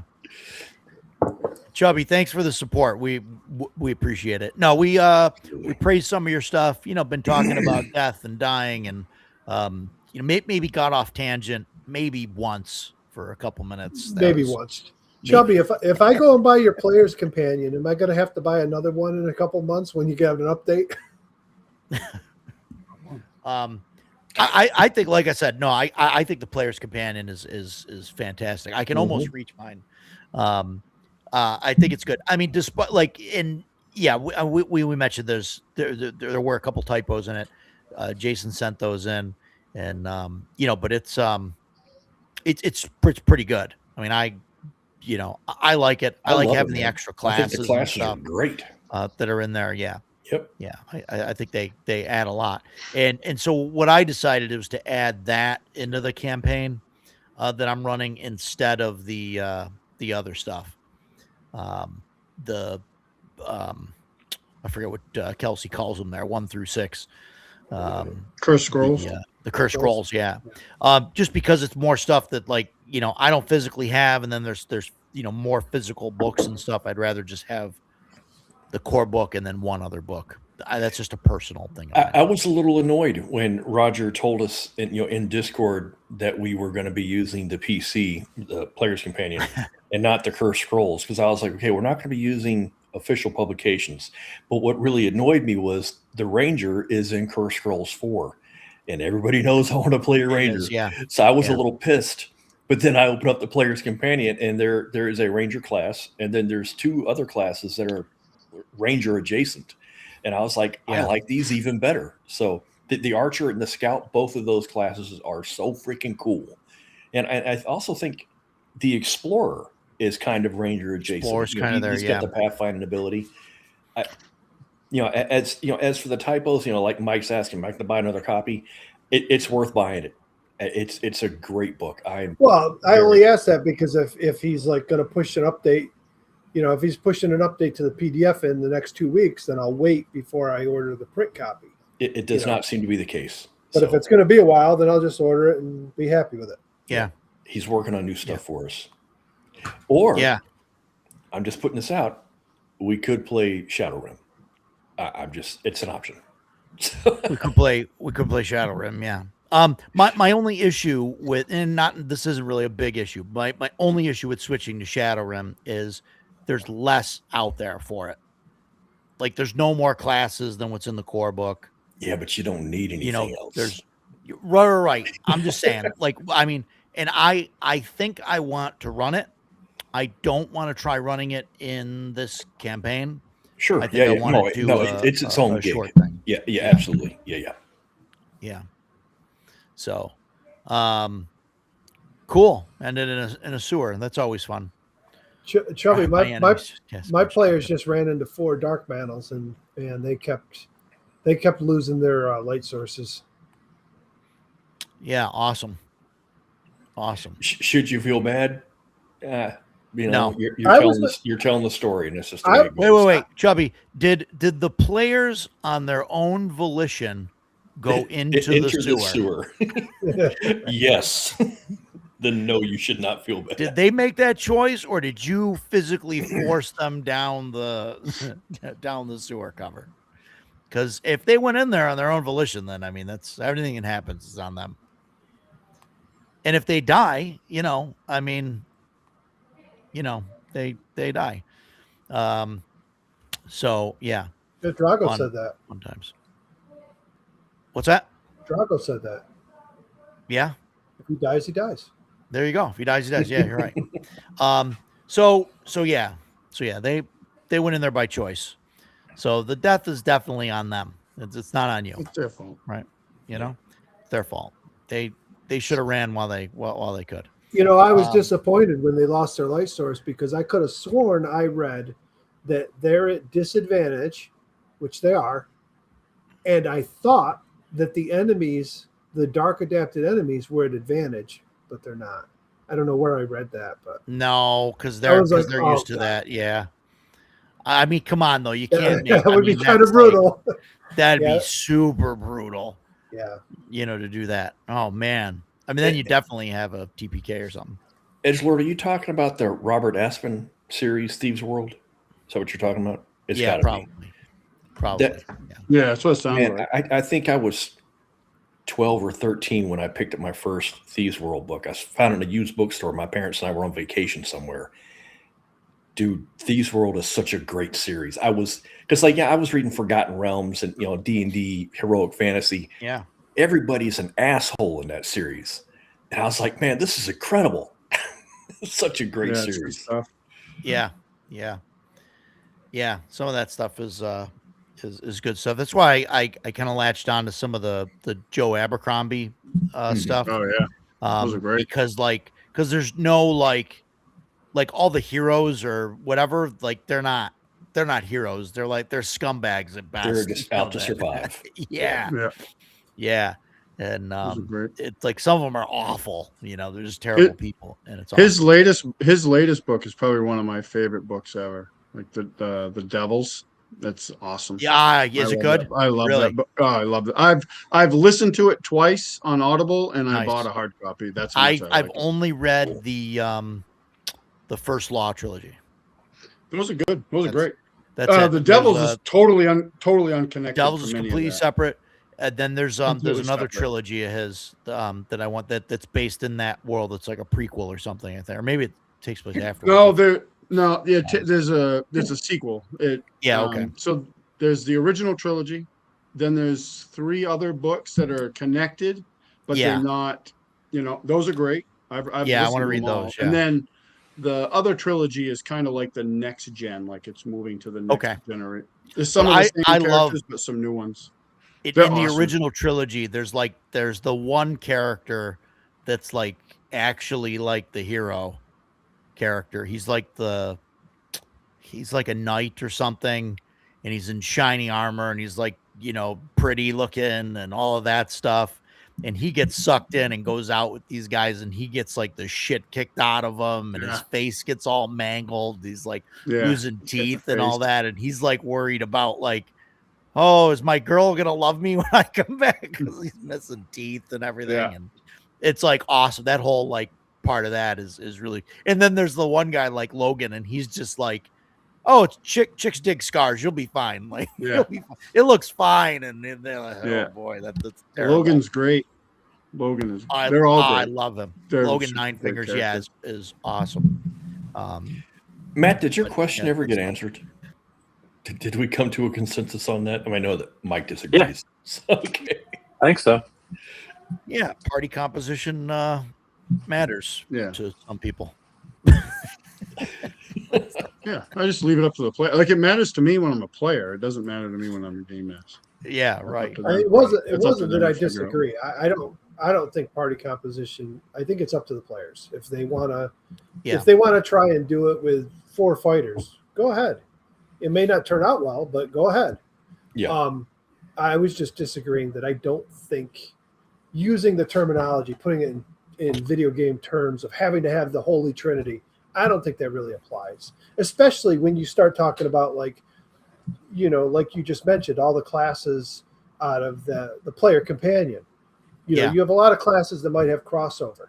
You know, sure. Maybe you don't have a cleric, but maybe you have a paladin that can lay on hands, and that's you squeak by with healing from that. But I feel like you're arguing against something that I didn't say. I'm not saying you have to have a fighter. You have to have a cleric. You have to have someone that can take a hit. You have to have someone that can do some manner of healing, even if it's the ridiculous delusionist from Castles and Crusades. You know, or be prepared to take losses. I just that's what I'm saying. Yeah, like in DCC, right? If you don't have a cleric, like if people go down, they just die.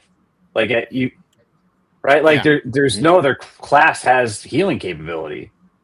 So I mean, it really depends on the game. I think a lot of it has to do with what game it is and how flexible the classes are. You know, like trying to play. If you have a table of 6 and you're playing DCC and nobody wants to be a healer, nobody wants to be a halfling, like it just makes the game harder, and that's okay. Yeah, it does. Yeah. Yes. But and to your point though, there's other games that have dual classing and classes that are part healer and part so. You get flexibility that you don't have. Like that's why, as much as I like the core Shadow Dark classes, I feel like if I was playing in a game and it was just those classes, I would get bored after a little while. And part of it is just because the game expects you to have. I think the thief is pretty superfluous. Unfortunately, I think it's in Shadow Dark. Fine, it is very dungeon focused, so like it sort of shoehorns in reasons to have a thief. But the more you're out of the dungeon, the less relevant I feel like they are.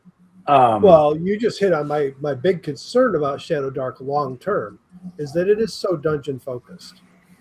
Where 2E, I don't know. I started running. I think the new stuff is I think purposely the new stuff is designed to open that up, and that's why you need more classes. So there's mechanics in there to facilitate hex crawling and whatever else, but the classes themselves don't have abilities.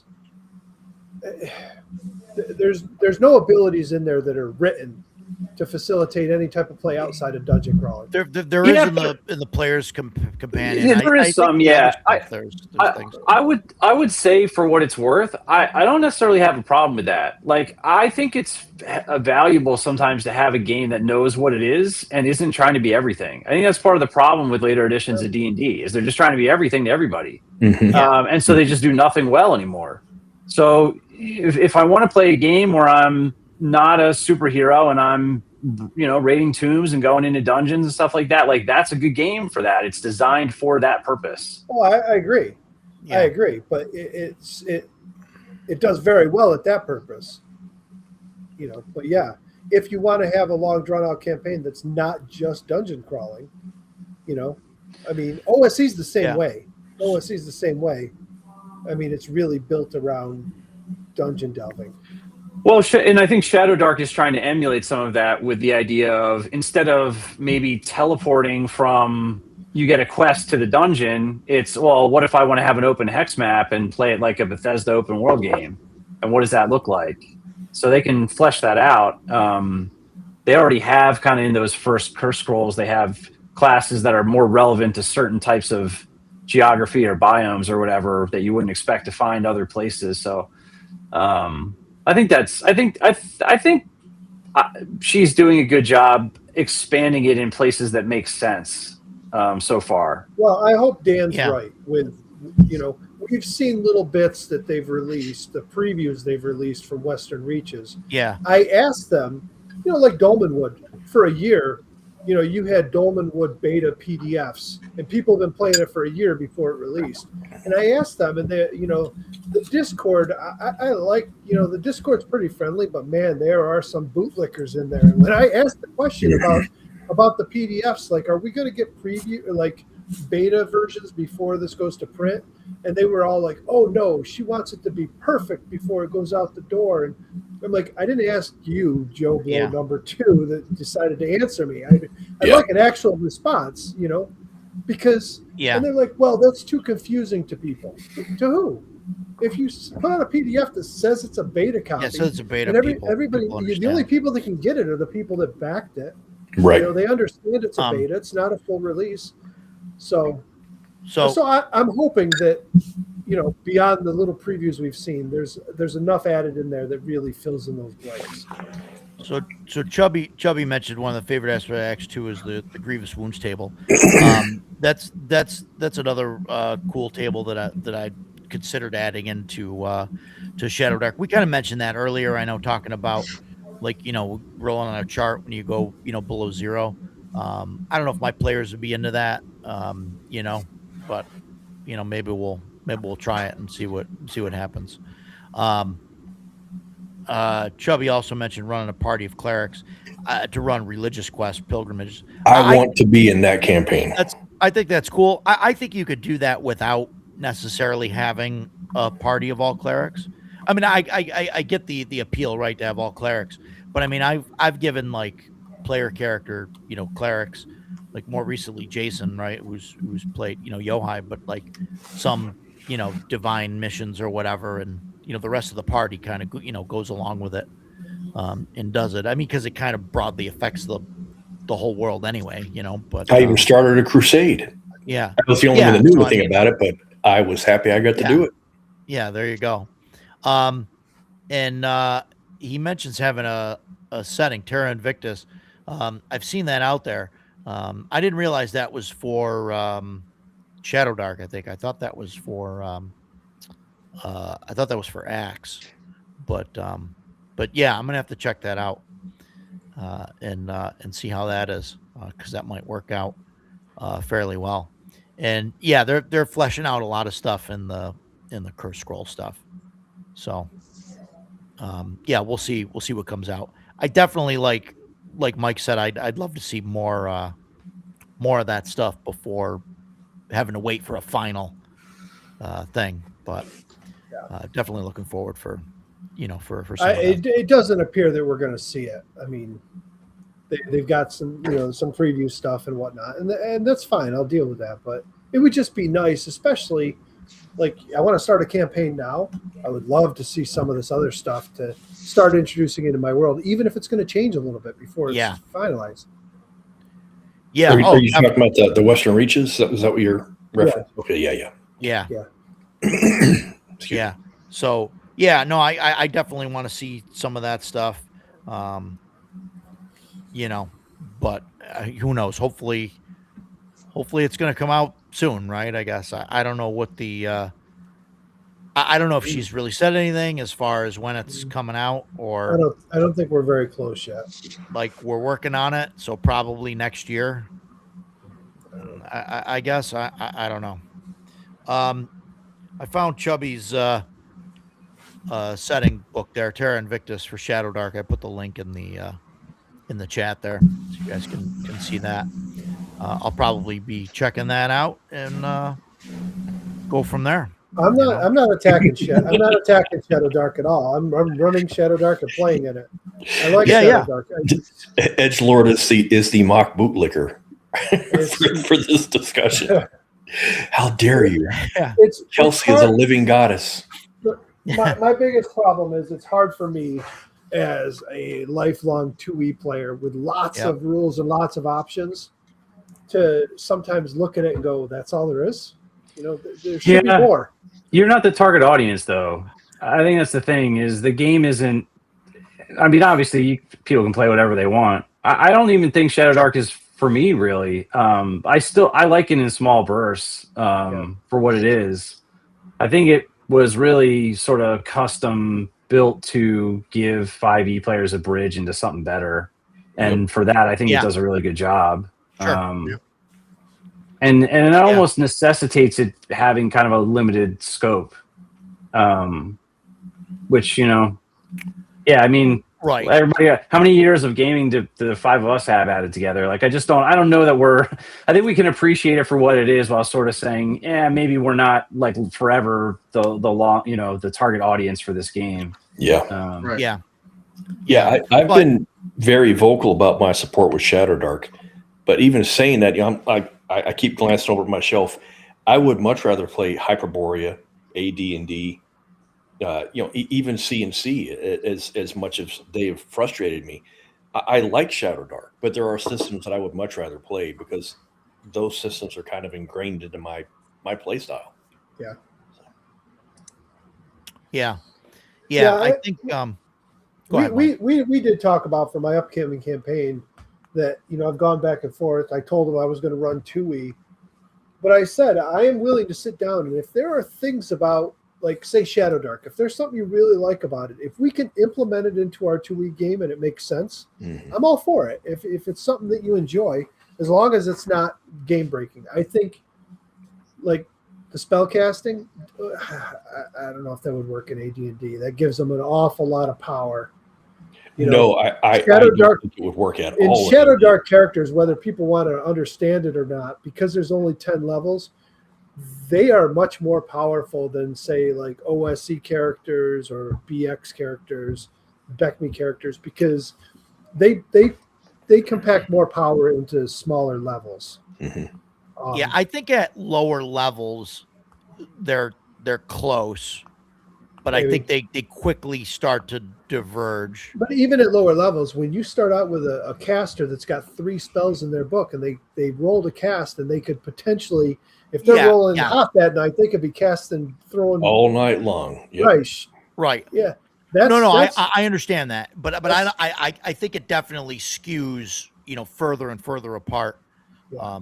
The higher level, but I think at first level, like, what I mean is, like, if you took an OSC adventure that was written for first or second level characters, you could run first or second level Shadow Dark characters, in that, and it would be fine. I think if you took an OSE adventure that was made for like 5th or 6th level characters, you could probably take 3rd. So enough out of that. That was a Shadow Dark bootlickers. Restream got sick of hearing them already. I think if you took a 5th or 6th level, OSE module, you could run, 3rd or 4th level. Yeah. Probably. Shadow Dark. And then, like, if you had like a 10th level OSE, I think you're like, 7 or 8 level, Shadow Dark, and you would need like a 15th level, to run, to run like 10th level Shadow Dark players through. Right. Yeah. The low level stuff is easy to train. I did that with the Shopkeeper on the Borderlands. Like, that was built for low level OSR, and that was the easiest game I've ever prepped. I think, like, it was like no prep, like just read the book and know the adventure. That was it. Well, and I think that's true of any, like, system, really, or any kind of OSR like system or whatever. Lower levels are definitely easier to prep for than higher levels. I might be wrong, but looking at Dan's comment there, to me it feels like a wizard with advantage on Fireball is going to be game breaking pretty fast. I was just thinking the same thing. Oh yeah. It is. You're just gonna, like, I don't know, man. It's gonna be wading through monsters at that point. No, and that's what Chubby says makes it swingy. Yeah, as a DM, sure, you could target and go after that wizard, but if he's got the opportunity to cast and you're not taking him down, he's gonna mow things down left and right. Yeah. It's definitely going to superpower the spellcasters, because they're. Yeah. I mean, I played in Bloodworth ran at ShireCon. He ran Castles and Crusades from the starter box set, but he's doing a thing where he's basically adopting Shadow Dark casting rules for C&C. And I was curious about that, so I specifically played a cleric. I wanted to see how that casting would work. And we would not have survived that adventure had I not had that type of casting, because I would have blown my spells in the first encounter, and been a second-hand fighter, because it's like first, second, or third, maybe third level at best, in level. I think it's first, but it definitely will boost the power level of your casters. Like we did it very briefly. My son was running OSE. We tried it, and I was playing a druid, and it definitely, I mean, because you have that ability to just keep going with your spells. So there's like, I mean, you're only going to run out if you fail. So I could see where it would really be tough to. I'll be interested to see how Bloodworth makes out over long term with that style, that change. Yeah, that'd definitely be interesting to especially at the higher levels. About. I mean, I would enjoy it more because I played a high level caster, and well, that's not really fair assessment. I played a high level caster in 5th edition, and 5th edition Magic sucks. So I would much rather play any OSR game as a caster than a 5th edition caster, because they're actually more powerful that way. Yeah, I definitely enjoy the Shadow Dark, casting thing. I guess I haven't really done it as a player, that much. I did it. I should do that. But. I played up Shadow Dark. My wizard that I played got to 8th level, and I had a blast. Like I had more fun with the casting in that than I did playing a 15th level wizard in 5th edition. My whole thing is just my abysmal luck. It would not be fun for me. I'm right there with you. I've cast a spell and I'm done for the night because I failed it again. So I lucked out with my character because he ended up with. I picked a pre-gen and just played him from there to 8th level, but I made out pretty well because I had rolled on the talent when he leveled and stuff. I got the bonus to casting a couple, so I had and he had a really good intelligence, so it was like. I had like a +7 to my casting roll, so I failed rolls occasionally, but I did do pretty well, and we used that house rule. And there's certainly ways to mitigate, my failed rolls. You can have a pretty decent bonus, and you can get like all of our spellcasters always take advantage on Magic Missile because that's the spell they use all the time. So there are certainly ways to mitigate that. It's just, man, for me. It's just not worth the hassle. I would much rather play a melee or support guy, and I'll be perfectly fine with that. Yeah, Chubby, I was talking earlier a little bit, but I've been teaching this class, doing like RPG history and teaching them about different games for a homeschooling group.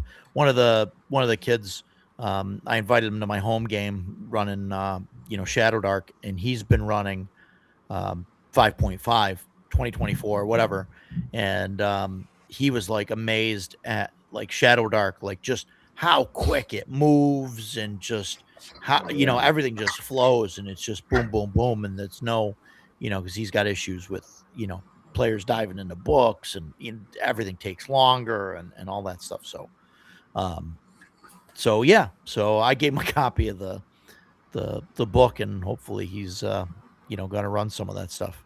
So we'll see how that goes. So, I forgot what I was going to say now. I had a response to you and I forgot because I was reading the comments. So never mind. Oh, you saw Chubby's comment and it went to your head and you just forgot it. Yeah, it went to my head. Yep. I know you mentioned in the chat your daughter ran 5e. So yeah, she wanted to run a game, and I was running CNC at the time, and I have all this 5e stuff, and she's like, "What should I play?"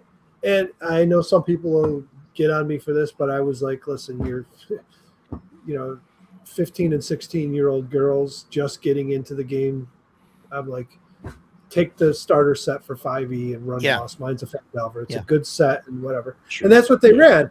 But she told me after the fact, she's like, I didn't really like it. Everybody's got so many abilities, and it just seems overpowered. Everybody seems like superheroes. I was like, all right, well, you can try. I go, I'm running Castle Crusade. You want to try that? So I gave her a book. She read it. She said she wanted to run it. And then I bought her a bunch of books for her friends and gave them all out. And that's what they played. Nice.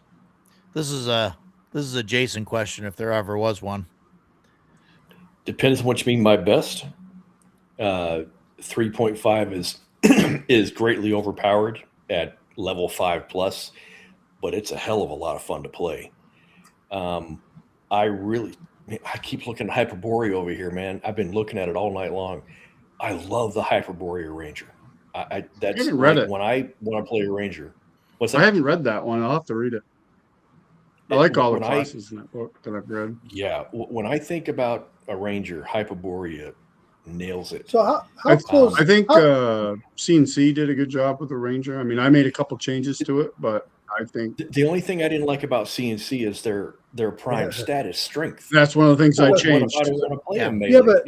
Make it strength but or wait, dex. I changed it to wisdom, actually. Wait a minute. Yeah, that would you be guys fine can too. very well change it, which most people do, but you got to remember there's a reason for it. They wanted them to be human centric. So if you want to play a Ranger and you want to have those primes, you got to play a human. But the problem I had with it was the fact that they didn't do that with any other class. Ranger was the only one that you had to pick a human if you wanted to get both primes. So Yes, I like that problem- concept. If they had kept it with all the classes and given you a reason to take certain races over others for it, it would have been fine. The reason I changed it, one, is because most of its abilities are wisdom based, and Right. two, the wisdom or reason that dex. they get the reason that Stephen gave for that it was strength was based on what the other classes There's too had. many wisdom classes. There's too many wisdom classes, and I was like, What I don't give a fuck stupid about reason. those other Hey, classes. Like, I want to if see you- what makes sense for this class. So. I don't know if you haven't figured it out yet or not, but Steven doesn't know his own rules. I used to get on a stream and ask him about clarification on rules, and he would laugh because he didn't even know the rule. And then I'd tell him what it was. No, that can't be right. I'm reading it out of your book, dude. You go, I don't know. I don't know my rules. I play it however I want to play it. Yeah. Okay. Chubby, but that question is really the opposite question is easier for me to answer. Which setting has the worst Ranger is easily 5th edition. Oh, yeah. The worst Ranger ever put to pen. Absolutely abysmal class in every Yeah, sense. the problem with the Ranger in 5th edition is the same problem with every class. Everything was built to rely on bonus actions.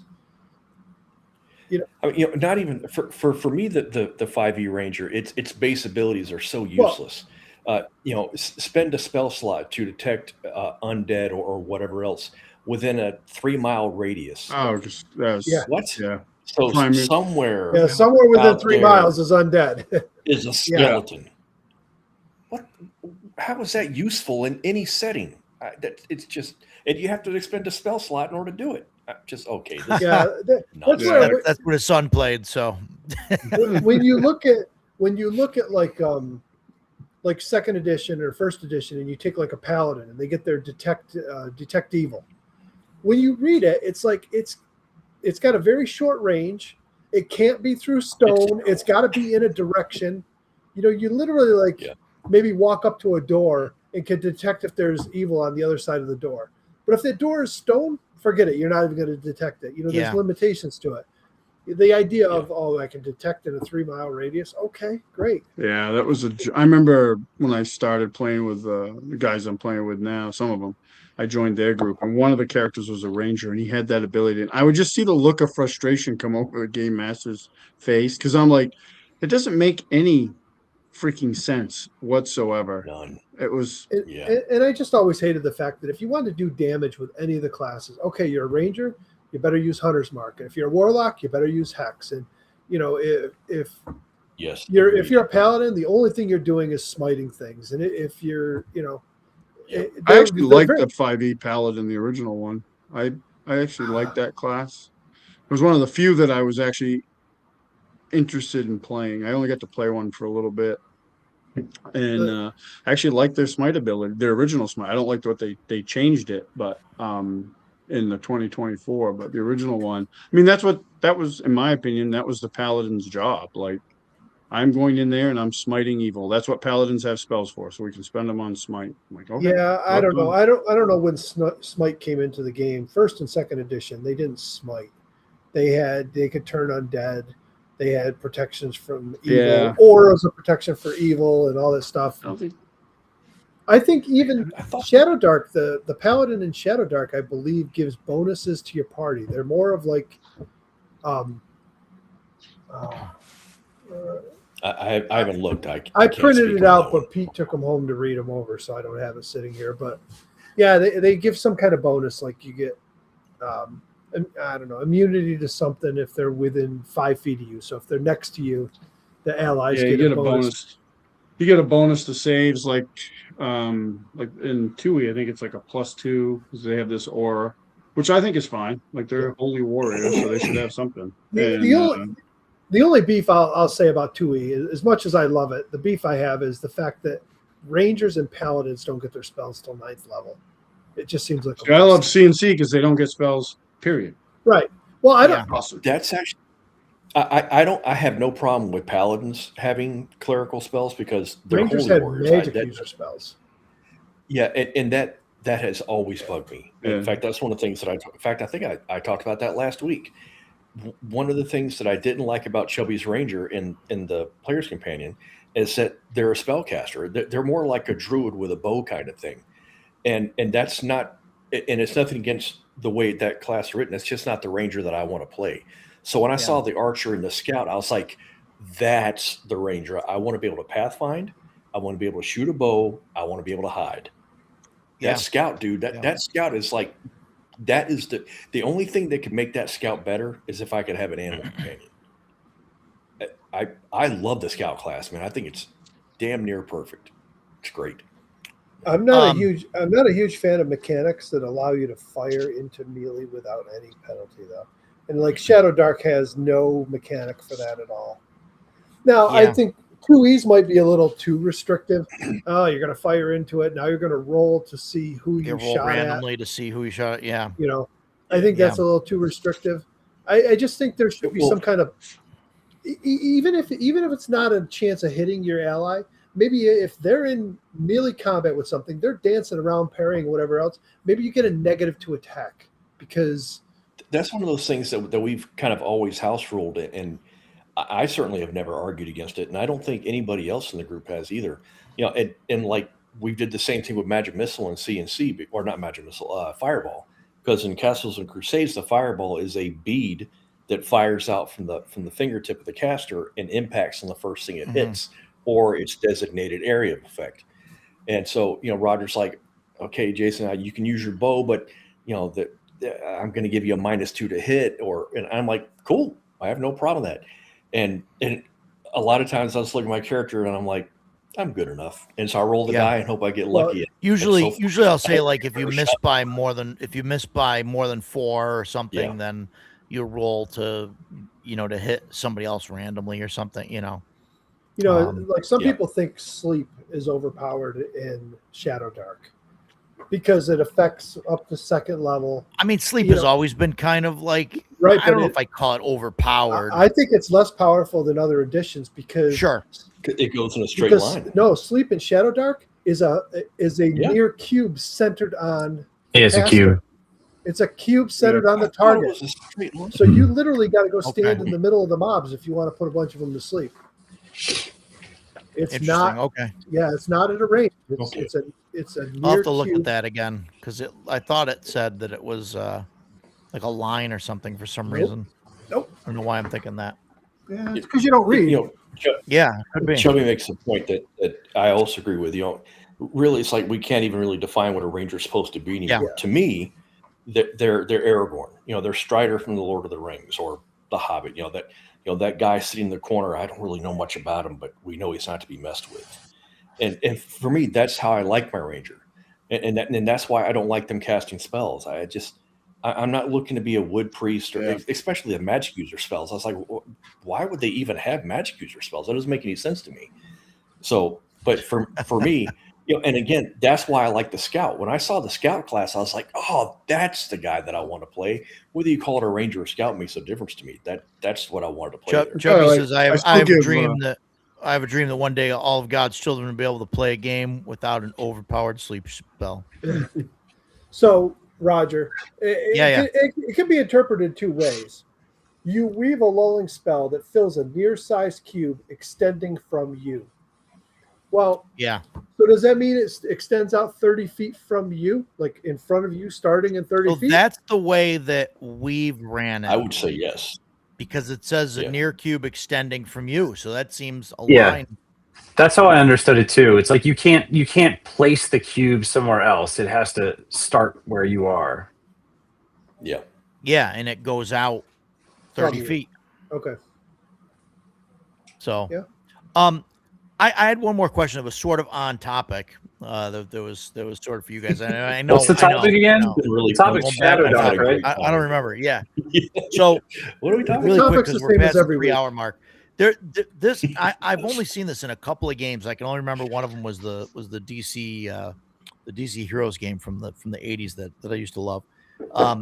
But they had an option there where you can go like combat by default was what they considered bashing combat, and you would only bring a person to 0. You bring your opponent to 0 and they would be unconscious, right? No matter what you hit him. If he's got a health of 50 and you hit him for 300, like he goes to 0 and they're unconscious. And you'd have to actually declare that I am entering into killing combat, and then you could bring them below 0, which would kill them. And then there were certain rules where, like obviously it was DC, but like we made some of the Marvel characters and stuff. So we said things like Wolverine, like with his claws, like he was automatically in killing combat all the time. Or if someone was like throwing like a bomb or something, like some kind of explosive, like that was always, by default, killing combat. But what do you guys think of that? Is that too something like is that too difficult, or like not quite right for like a fantasy game like D&D or to implement in a Shadow Dark? I don't know if I like the idea of designating. I mean, like D&D has that with subdual damage. Yeah, it's like a -4 to hit or something. But you got to declare you're trying to subdue. Right. I'm okay with that. It's the other way around. I don't like the other way of switching it, that you have to declare that you're actually trying to kill. It's generally assumed when you enter combat you're trying to kill the enemy. Yeah. Well, I mean, in a superhero game, I think it makes sense for it to be the other way around. Sure. I guess if we're yeah. I mean, Spider-Man's not punching his fist through people by default, like he's right. I mean that. Right. Even that stupid Batman game where you're running people over with the Batmobile, they say it's non-lethal. You're non-lethally running them over with your Batmobile. So we'll hit you with a car. Don't worry about it. Right. It's electrified, so it tasers them or something, is what they said. Yeah. Okay. Yeah. No, I was just curious what your thought. Obviously, I think for a fantasy game, like you'd have to reverse it, right? So your default is killing, and then obviously you have like a -4 or something to do subdual. I don't know. I personally, I don't love when games make it harder to non-lethally take people out. I mean, I sort of get it. Because like you're thinking about like, well, if I'm trying to hit somebody with a sword and I'm purposely trying to hit them and not kill them, that's obviously not what it's designed for. But I do feel like it. Well, go ahead. Roger was talking out of his ass there. In 2E, subdual does not require you. But a lot of games do. No, a lot of games do. That's what I was going to say. A lot of games have rules specific to non-lethal damage that make it either different or more challenging to do. Whether 2E has it or not, that's true of a lot of games. And I don't like that. I think it's because, I mean, I guess it's okay. It's forcing the game is sort of telling you as a player, we don't expect you to do this. So it's sort of guiding the way the play principles work. And I think it's always more interesting if you have the advantage or the possibility to subdue enemies and not make it more difficult than killing them. Otherwise, why would I just not kill everything? Sure. Well, and I think like to that point, you kind of mentioned it, is like when you're using like a longsword, right? Like your default mode is like slashing at the enemy, right? Try to parry and cut. And so to try and like subdue somebody or knock them unconscious, you have to like knock their weapon out of the way. And instead of making like a slash or a cut, you're like trying to like bonk them with the flats, the flat edge of the blade, or like the hilt, like punch him in the face with like the hilt or something. And so The way I rule that usually is the way you see it in the movies, where it's like somebody pulls the stripe right before they cut their head off, right? And then the person kind of drops their weapon, like don't kill, because like in real life, most people don't want to get their head chopped off. Now, if you're fighting monsters, you could argue like it's like fighting an animal; they don't know what the difference maybe, but yeah, I mean that's kind of how I view that. Is like don't make it more difficult. If somebody wants to take somebody hostage, it opens up interesting lines of play. Like don't make that harder to do. Yeah. No, I agree. I agree with you until you get the party that decides they want to do that with every goddamn encounter they go to. I've had players that do that, and it's like as soon as they find something like I found the parry rules in 2E. I'm going to parry every single attack from now on. I'm like, Christ, and they're like, no, I'm just raising my defense and getting them on me while other people kill them. I'm like, God, dude, you make the game boring when you like. You find one little thing and then that's all you do. So yeah, that's the problem I've had. You get players that all of a sudden they subdued somebody and that's easy to do. Let's subdue everybody. We're going to knock them all out. And okay. No, I get it. No, and I agree with you. It can be fun. It can lead to some good role play and everything, but it can also get annoying. Yeah. No, I think you're spot on with that. I think that's like part of the issue with like, 5E or whatever. You have like all these abilities and then they're on the sheet and you just want to keep hitting that one button, Fireball. Because it works. Yeah. Or whatever it is, right? Whether it's the parry button or whether it's the fireball button or whatever, it is. And I think it's harder to do in games like Shadow Dark. Not that it's impossible, obviously, but that old animated GIF there with the guy, the guy's LARPing in the woods with the guy going, just throwing the glitter. Let me go. That's what 5e firebolts. Yeah. That's like right. Yeah. Cool. So good time. So that was a wonderful conversation about death and dying, and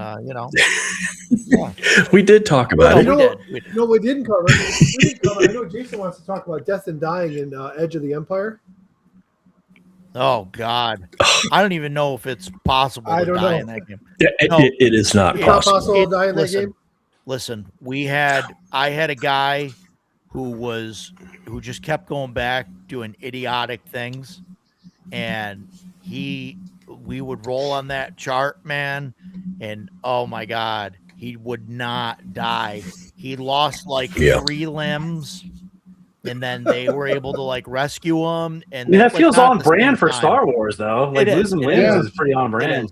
And then he would get, he'd get the bionic arm put in or the bionic legs. And you just get put in a vat and then you're fine. And yes, Edgelord. That's the Fantasy Flight Star Wars game. Because in order to die, I believe you need to get hit, or when you go to 0, or when you get hit with a critical hit, you need to roll 150 on a percentile, and every time you get hit with a critical, it goes up plus 10.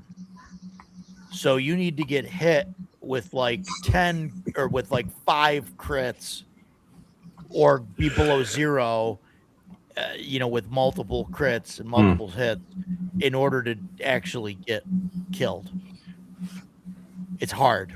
It's very difficult. I will say I do like the way we talked about DCC and the roll the body thing. And like Mothership has a similar thing where if somebody takes lethal damage, there's a roll that you do in secret, and they tell you like roll it under a cup, and then you don't reveal it until somebody actually had it. Yeah. I think that's really fun.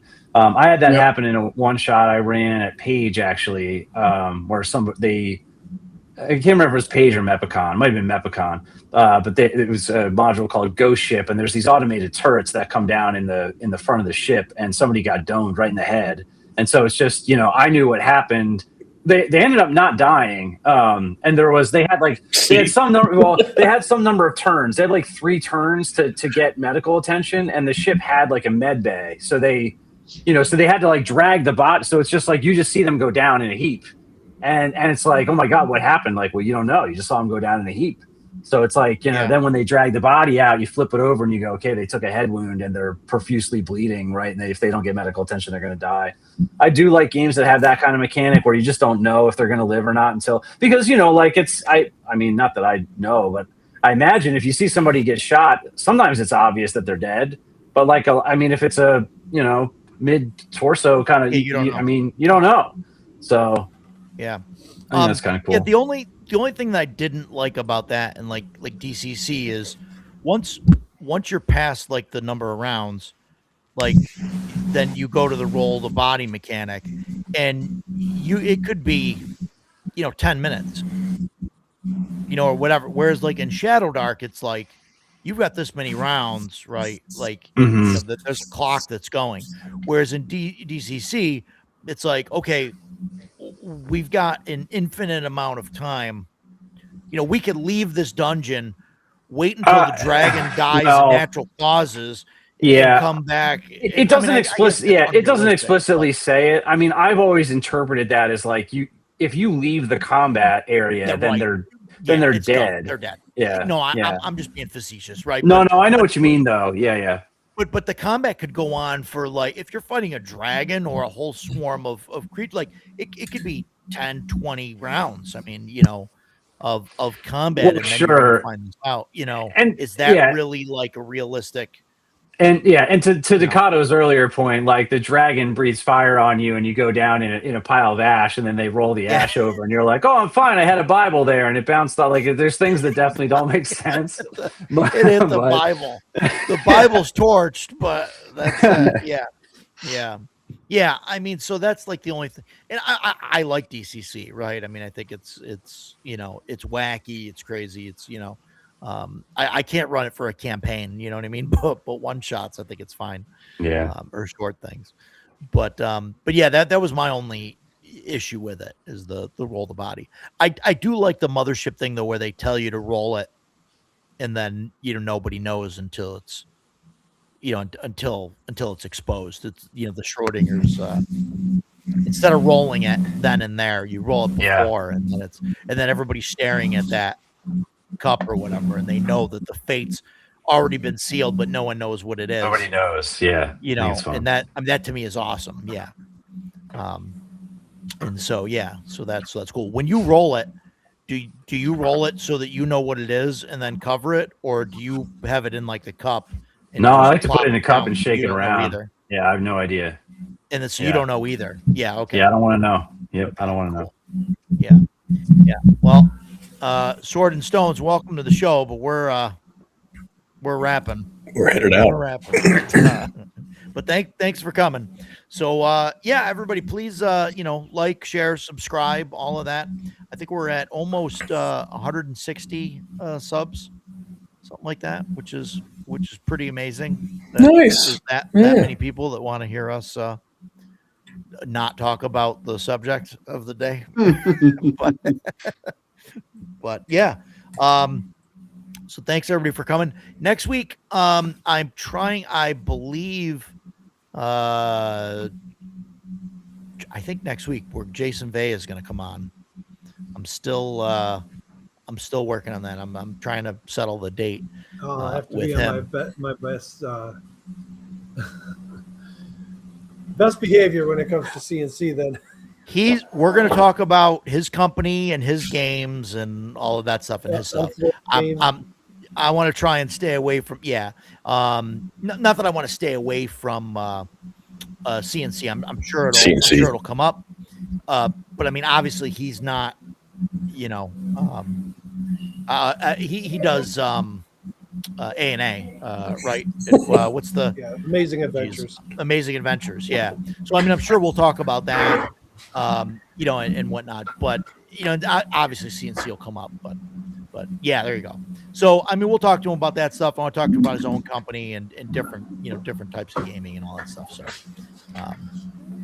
but that'll be that. But that I'm going to try and finalize that in the next couple of days. But I'm pretty sure that he's going to come on. So, Roger, I think you should change the name of this podcast to the Random Topic Generator. Yeah, maybe random topic Tuesday. Yes. Listen, just change it. So when you put up your topic, be like, it's going to be death and dying in RPGs and whatever other tangents we go to. and several other tangents. Yeah, probably. Start throwing darts. But no, thanks everybody for coming. like I said, please, like, share, subscribe. It helps. We're on our way to try and get to 500. That's my goal. Once I get to 500, then I can retire. I think. I don't know. Probably not, but it's a nice round number to shoot for, right? So, but no, thanks everybody for coming. So we'll see you guys next week. I'll get that stuff up as soon as I can, and we'll see you guys. Yeah, 500 bust, Chubby. Yeah, and so night everybody. That's Death Angel's goal as well. So yeah, like, share, subscribe his channel too. Tennessee Tabletop something. Anyway, yeah, sorry. Put it in the chat. We'll see you guys later on. Everybody take care.